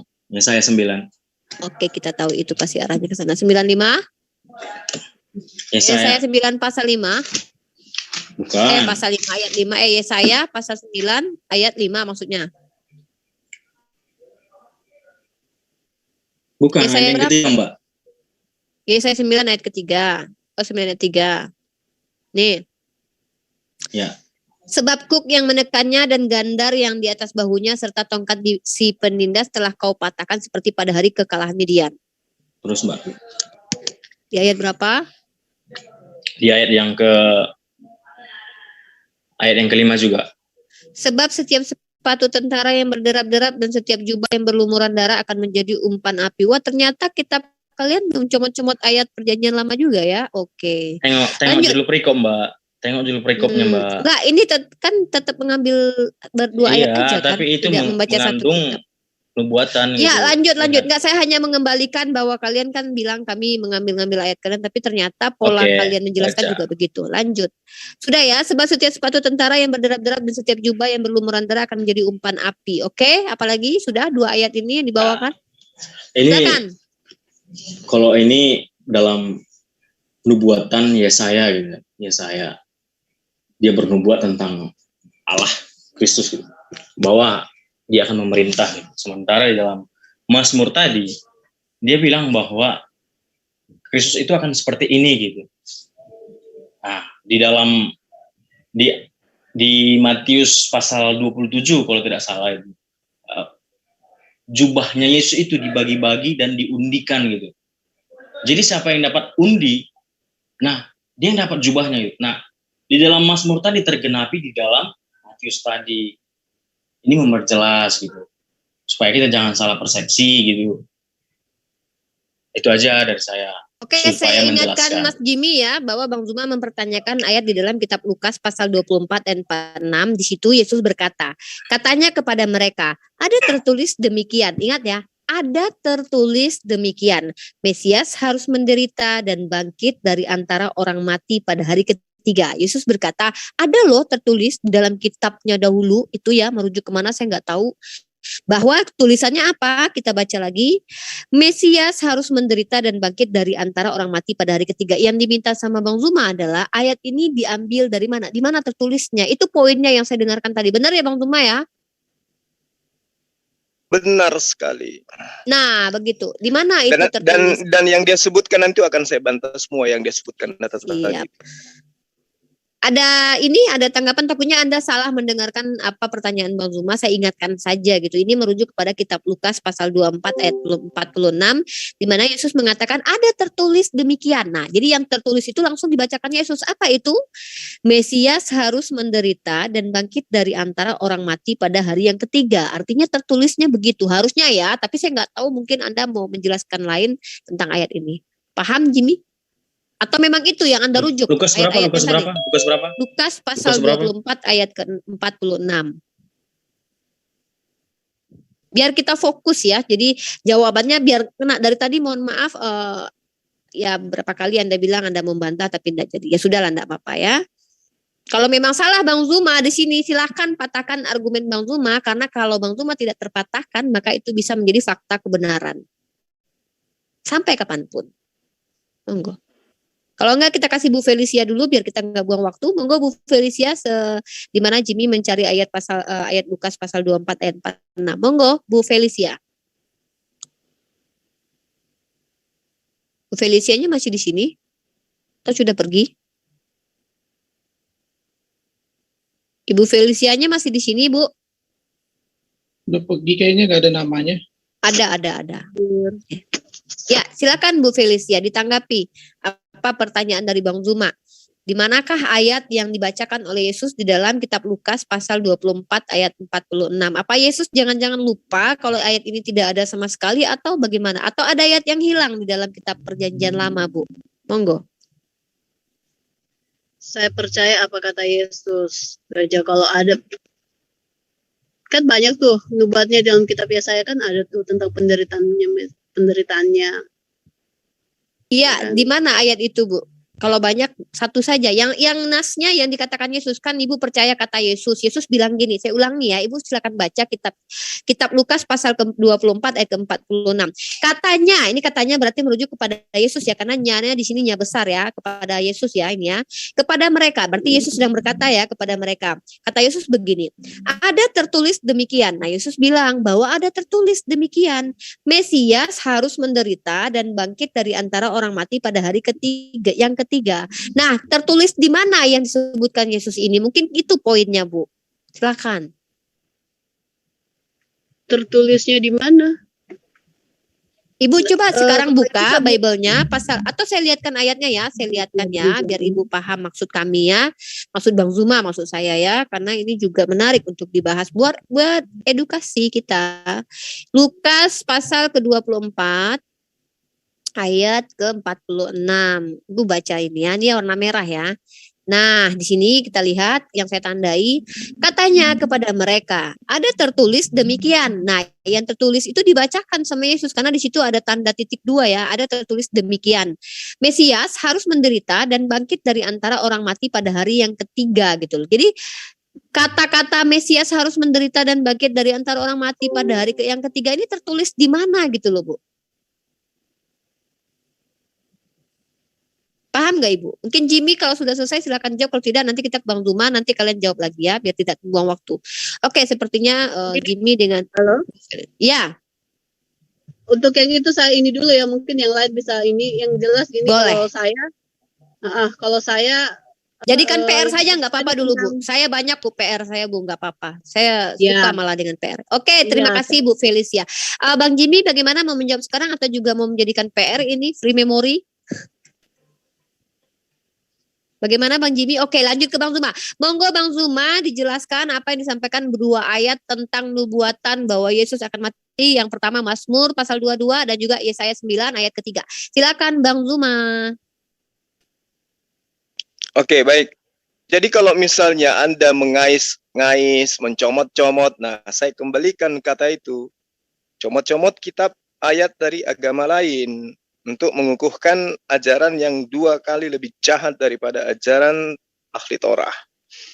Kalau Anda mengatakan bahwa ada nubuatan tentang Tuhan akan mati dan bangkit pada hari ketiga, datanya itu tidak ada. Dan Anda tidak akan menemukan data itu. Nah, taruhlah itu ada. Datanya ada. Saya katakan taruhlah itu ada, misalnya betul-betul tertulis di dalam Torah. Tapi sayang sekali Kisah Para Rasul 2 nomor 24 menerangkan Yesus dibangkitkan. Tetapi Tuhan membangkitkan Yesus dengan melepaskan dia dari sengsara maut. Apakah ini kena terhadap nubuatan kalau ada Tuhan mati lalu kemudian dibangkitkan oleh Tuhan lain? Nyatalah itu kan, bahwa Tuhan kalian itu memang lebih dari satu. Maka jelas Matius 23 nomor 15 kenanya kepada siapa data itu. Kemudian, ketika Yesus menerangkan di dalam Lukas 24, nomor 44 sampai nomor 20 sampai 46, mengatakan bahwa ada tertulis tentang aku di dalam Taurat, kitab para nabi, dan juga di Mazmur, bahwa Mesias akan mati dan bangkit pada hari ketiga di antara orang mati. Ada tertulis katanya. Tapi ternyata nggak ada tertulis. Berarti lebih akurat pemberitaan iblis daripada apa yang diberitakan Lukas 24 itu. Ada tertulis, dicari ternyata nggak ada. Iblis mengatakan di dalam dalam Matius, ya, Matius 4 nomor 6, apa yang dikatakan iblis? Jika engkau adalah anak Theos, jatuhkanlah dirimu ke bawah, sebab ada tertulis mengenai engkau, ia akan memerintahkan malaikat-malaikatnya dan mereka akan menatang engkau di atas tangannya supaya kakimu jangan terantuk kepada batu. Iblis loh. Iblis mengatakan ada tertulis mengenai engkau bahwa dia akan memerintahkan malaikatnya untuk menatang engkau di tangannya agar kakimu tidak terantuk batu. Setelah diteliti perkataan iblis, di mana tertulis? Ternyata betul. Iblis lebih betul daripada Lukas yang mengatasnamakan Yesus. Di mana tertulis pernyataan iblis? Ada di dalam kitab Mazmur 91. Apa yang diterangkan di situ? Sebab Tuhan, tempat perlindunganmu yang maha tinggi, telah kau buat tempat perteduhanmu. Malapetaka tidak akan menimpa kamu, dan tulah tidak akan mendekat kepada kemahmu. Lalu, sebab malaikat-malaikatnya akan diperintahkannya kepadamu untuk menjaga engkau di segala jalanmu. Mereka akan menatang engkau di atas tangannya supaya kakimu jangan terantuk kepada batu. Hebat sekali si iblis ini. Iblis berkata ada tertulis. Betul, ada tertulis. Yesus berkata ada tertulis. Tidak betul. Tidak ada tertulis. Wow. Keren. Kemudian Yesus ketika dinubuatkan dan diceritakan oleh iblis dalam Mazmur 91, apa yang dikatakan? Sungguh hatinya melekat kepadaku, maka aku akan meluputkannya, aku akan membentenginya, sebab ia mengenal namaku. Bila ia berseru kepadaku, aku akan menjawab, aku akan menyertai dia dalam kesesakan, aku akan meluputkan dan memuliakannya. Dengan panjang umur akan kukenyangkan dia dan akan kuperlihatkan kepadanya keselamatan daripadaku. Terjawab di Ibrani 5 nomor 7. Sebagai manusia, dia telah memanjatkan doa kepada Bapa agar dia diselamatkan dari maut. Dan karena kesalehannya, doanya dikabulkan. Berarti Yesus tidak pernah mengalami maut. Itu data. Itu yang perlu Anda pahami. Makanya saya katakan di dalam Matius 23 nomor 15 ada ajaran yang dihasilkan oleh orang ahli kitab, oleh orang Farisi, oleh orang munafik yang menyeberangi lautan menjelajahi daratan, di mana penghuni daripada agama itu adalah orang neraka dan 2 kali lebih jahat daripada ahli kitab. Jelas jahat ini, karena di sini diterangkan ada nubuatan bahwa dia akan diselamatkan oleh malaikat, malaikat akan menatang kakinya agar kakinya menatang dia agar kakinya tidak terantuk kepada batu. Dia akan diselamatkan dari kematian. Ada tertulis. Tetapi yang 2 kali lebih jahat daripada ahli kitab, meskipun mereka baca, meskipun kitabnya dia tenteng, meskipun tiap hari dia baca ayatnya, tetap saja dia akan menuhankan manusia bernama Yesus. Nubuatan 23, nomor 15, tergenapi nyata di hadapan kita. Ada sekelompok manusia yang 2 kali lebih jahat daripada orang-orang Yahudi. Demikian dari saya. Oke, monggo ditanggapi sama Bang Jimmy dan juga Bu Felicia. Oke, terima kasih Mbak Moderator. Iya Pak Pendeta. Jadi kembali lagi lah dari argumen-argumennya beliau itu gitu. Ya begini saja lah intinya Bang. Saya malas berdebat karena perdebatan kita nggak akan berujung gitu loh Bang. Tapi intinya aja gitu. Intinya carilah Tuhanmu dan carilah Tuhanku gitu. Itu aja Bang. Saya beritahukan pun Tuhan saya, kalian akan berusaha menggegah, mensanggah gitu. Toh saya seakan-akan saya ini sedang mengajari gitu, padahal kalian semua adalah kaum intelektual gitu. Jadi percuma saja kalau saya berdebat karena saya ada waktu-waktu tertentu untuk Tuhan saya gitu. Bukan saya mau lari gitu ya, tapi karena dari pembahasan kita tadi yang saya tangkap, pembahasan kita berbeda-beda Bang. Satu, kita lain Tuhan gitu. Dan yang kedua, setiap kali kita berbicara itu pasti saling ingin menjatuhkan.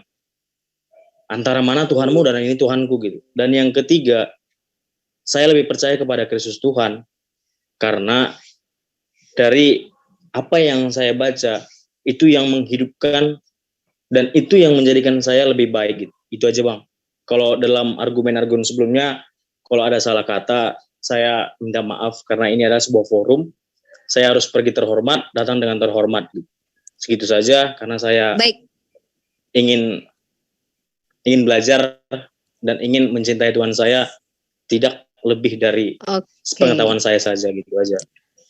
Baik, terima kasih Pak Pendeta Jimmy di sini. Perlu Anda ketahui diskusi atau room yang ada ini sebenarnya sudah kurang lebih hampir 3 atau 4 tahunan ada, dan ini bukan hanya dibuat oleh umat Islam saja, tapi forum-forum seperti ini sudah juga dulu dibuka oleh teman-teman Kristen sendiri, di mana mereka juga banyak sekali mempertanyakan tentang Islam, mohon maaf, dan bahkan ada oknum-oknum yang bahkan cenderung memfitnah, memberikan syubhat, bahkan melemparkan apa yang tidak benar terhadap Islam. Kami di sini mendiskusikan karena kami percaya diri bahwa agama Islam adalah agama yang bisa dibicarakan dimanapun, agama Islam bisa didakwahkan dimanapun, dan Islam bisa didiskusikan dengan metode apapun, ilmiah ataupun metode yang masuk ke dalam akal sehatnya manusia. Jadi begitu dari saya sebagai moderator, karena Anda ingin pamit dengan cara terhormat, kami sangat menghormati Anda. Silakan dengan iman Anda, tapi dengarkan dulu paparan dari Bang Zuma. Bisa jadi kita menjalin silaturahmi yang baik nanti ke depannya. Lakum dinukum waliyadin, agamamu untukmu, agama kami untuk kami, tapi tetap saja karena diskusi ini sudah tidak bisa dihindari lagi karena sosial media. Anda tahu kan bagaimana saat ini memframing playing victim, dan kami tidak akan biarkan itu. Justru kami di sini mengajak untuk Anda buktikan bahwa apa yang Anda pegang itu adalah suatu kebenaran gitu. Mungkin Bang Zuma silakan tanggapi. Saya selaku moderator terima kasih atas Anda yang sudah masuk ke sini. Tambahkan dulu. Oke, Bu Felicia, karena Pak Jimmy ingin pergi, tadi kenapa saya ya lanjut Bu Felicia. Cuma mau ini aja ya, mau ini pesannya Yesus aja ya. Kata Yesus, kamu akan mati dalam dosamu jika tidak percaya bahwa akulah Dia. Makanya selama nafas masih di kandung badan, lihat aja tuh ajakan Yesus ya, marilah kepadaku semua yang letih lesu dan berbeban berat, aku akan memberikan kelegaan kepadamu. Itu aja, amin. Oke, Ibu Felicia membawakan dalil, marilah yang letih lesu, dan ini akan kepada Yesuslah solusinya. Bang Zuma silakan ditanggapi Pak Pendeta Jimmy dan juga Ibu Felicia Patricia. Oke, saya juga minta maaf ya kepada adik saya ya, Jimmy. Saya minta maaf, saya ngaku salah ya. Metode yang saya gunakan seharusnya tidak seperti ini ya. Saya tadinya itu nganggap bahwa saudara Jimmy itu adalah debaters yang ugal-ugalan. Kenapa saya katakan begitu? Pada saat saya tadi berdialog, Anda bersendawa dan Anda tertawa pada saat saya berdialog dengan yang lain. Iya, saya dengar itu tadi. Jadi ternyata ya gitulah, saya minta maaf. Saya ngerti kok Anda adalah orang baik, Jimmy ini adalah orang baik, orang terpelajar. Jadi saya minta maaf secara pribadi kalau cara saya menyampaikan itu menurut Anda itu salah, keliru. Saya mengaku khilaf di situ. Tadi Uniripa juga japri saya, Bang, jangan terlalu keras. Jadi saya minta maaf. Terkait dengan dialog kita pada malam hari ini, saya hanya ingin membacakan sebuah ayat suci Al-Quran. A'udzubillahi minasyaitonirrajim. Bismillahirrahmanirrahim. Wa qulil haqqu mir rabbikum faman syaa'a falyu'min wa man syaa'a falyakfur.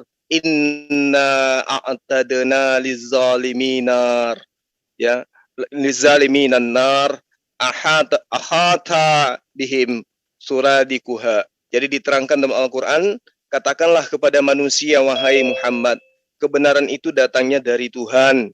Barang siapa yang menghendaki beriman, hendaklah dia beriman.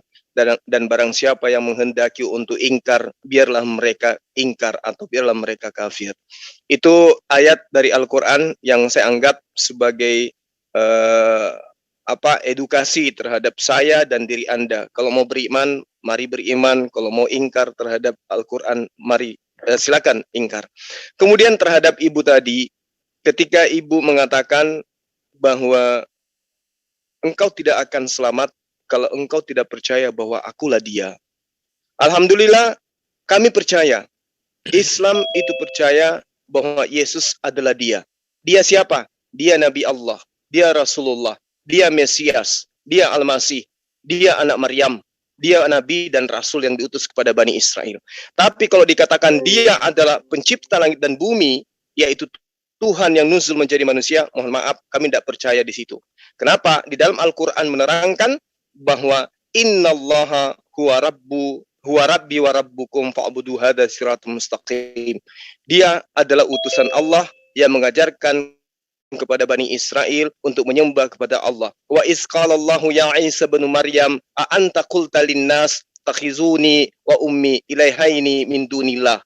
Dia katakan, qala subhanaka ma yakunu li an aqula ma laysa li bil haqq. Maha suci engkau ya Allah, aku tidak akan mungkin mengatakan apa yang bukan hakku untuk aku katakan. Aku ajarkan kepada mereka bahwa sembahlah Allah, Tuhanku dan Tuhanmu. Jadi kami percaya bahwa Isa atau Yesus itu adalah utusan Allah, dan kesaksian Yesus berdasar terhadap Yohanes 5 nomor 36 itu juga kami percaya bahwa dia adalah utusan Allah. Saya minta maaf Ibu kalau kata-kata saya kurang mengenakan, ya itulah saya terkadang khilaf di dalam cara metode saya menyampaikan. Tapi niatan saya dari hati yang paling dalam tidak lain dan tidak bukan mengajak Ibu untuk menuju kepada jalan yang lurus yang ditunjukkan oleh Isa alaihissalam, yaitu menyembah kepada Allah dan mendudukkan yang datang kepada Bani Israel itu hanya sebatas utusan Allah. Demikian dari saya, salam persaudaraan. Saya minta maaf, saya pun juga mengakui Anda adalah orang yang baik. Demikian, Assalamualaikum warahmatullahi wabarakatuh. Waalaikumsalam. Baik. Waalaikumsalam warahmatullahi wabarakatuh. Oke, sebelum mungkin ditanggapi yang lain, saya juga selaku moderator, jika ada kata-kata yang salah saya juga mohon maaf. Selamat datang kepada Ibu Felicia di room kami di sini untuk diskusi dan juga Pendeta Jimmy. Satu hal yang perlu Anda berdua ketahui, kita sama-sama memiliki misi. Kami benar dengan kecintaan, karena kecintaan kami kepada mereka yang ingin kami dakwahi atau kami dakwah berasal dari kata da'a, artinya adalah mengajak. Kami mengajak Anda mengenal Islam, tapi kami bukan berkapasitas mengislamkan orang, karena hidayah hanya milik Allah. Jadi bisa jadi kami asbab hidayah karena keilmuan, bisa jadi karena akhlak. Dan kami umat Islam sekali lagi tidak memiliki visi islamisasi, karena ada tertulis di dalam Al-Quran, la ikra'a fiddin, agama tidak untuk dipaksakan. Tapi kembali lagi ketika kita berdiskusi, ada dua informasi yang kita temukan, tentu kita berhak memilih informasi mana yang benar-benar valid, mana yang benar-benar bisa dipercaya, atau seperti Anda, mohon maaf saya analogikan, saya belajar menjadi orang yang menganalogikan karena abang saya Bang Farhan ya. Ketika ada datang seorang marketing ke rumah Anda mengatakan bahwa Ibu, ini barangnya bagus sekali loh Bu. Saya tidak akan langsung percaya dengan perkataan orang itu, tentu saya baca brosur yang dibawakannya. Karena bisa jadi karena dia ingin mendapatkan uang, maka dia melebih-lebihkan dari barang yang didagangkannya. Saya harus percaya kepada brosurnya, saya lihat brosurnya. Karena bisa jadi brosur berkata lain, orang itu berkata lain. Jadi inilah yang kami coba lakukan, ini analogi ya. Ketika Anda teman-teman Kristiani, Pendeta Jimmy dan juga Ibu Felicia mengatakan percayalah kepada dia, tentu kami harus merujuk kepada apa itu kitab suci kalian, kami selidiki. Itu yang coba kami lakukan. Kalau dikatakan kenapa kalian suka comot-comot ayat, mohon maaf saya sudah buktikan tadi, toh pun penulis kitab Matius, penulis kitab Markus pun mencomot hanya beberapa ayat saja dijadikan nubuatan untuk Yesus. Artinya apa yang kami lakukan bukan hal yang salah menurut metode kalian sendiri. Itu mungkin Pendeta Jimmy dan juga Ibu Felicia. Saya moderator pamit ya, menjadi moderator. Mungkin saya jadi narasumber. Kalau Ibu Felicia ingin diskusi dengan saya monggo, Pendeta Jimmy juga monggo. Karena Pendeta Jimmy sudah pamit, silakan diambil alih sama Kores. Terima kasih. Assalamualaikum.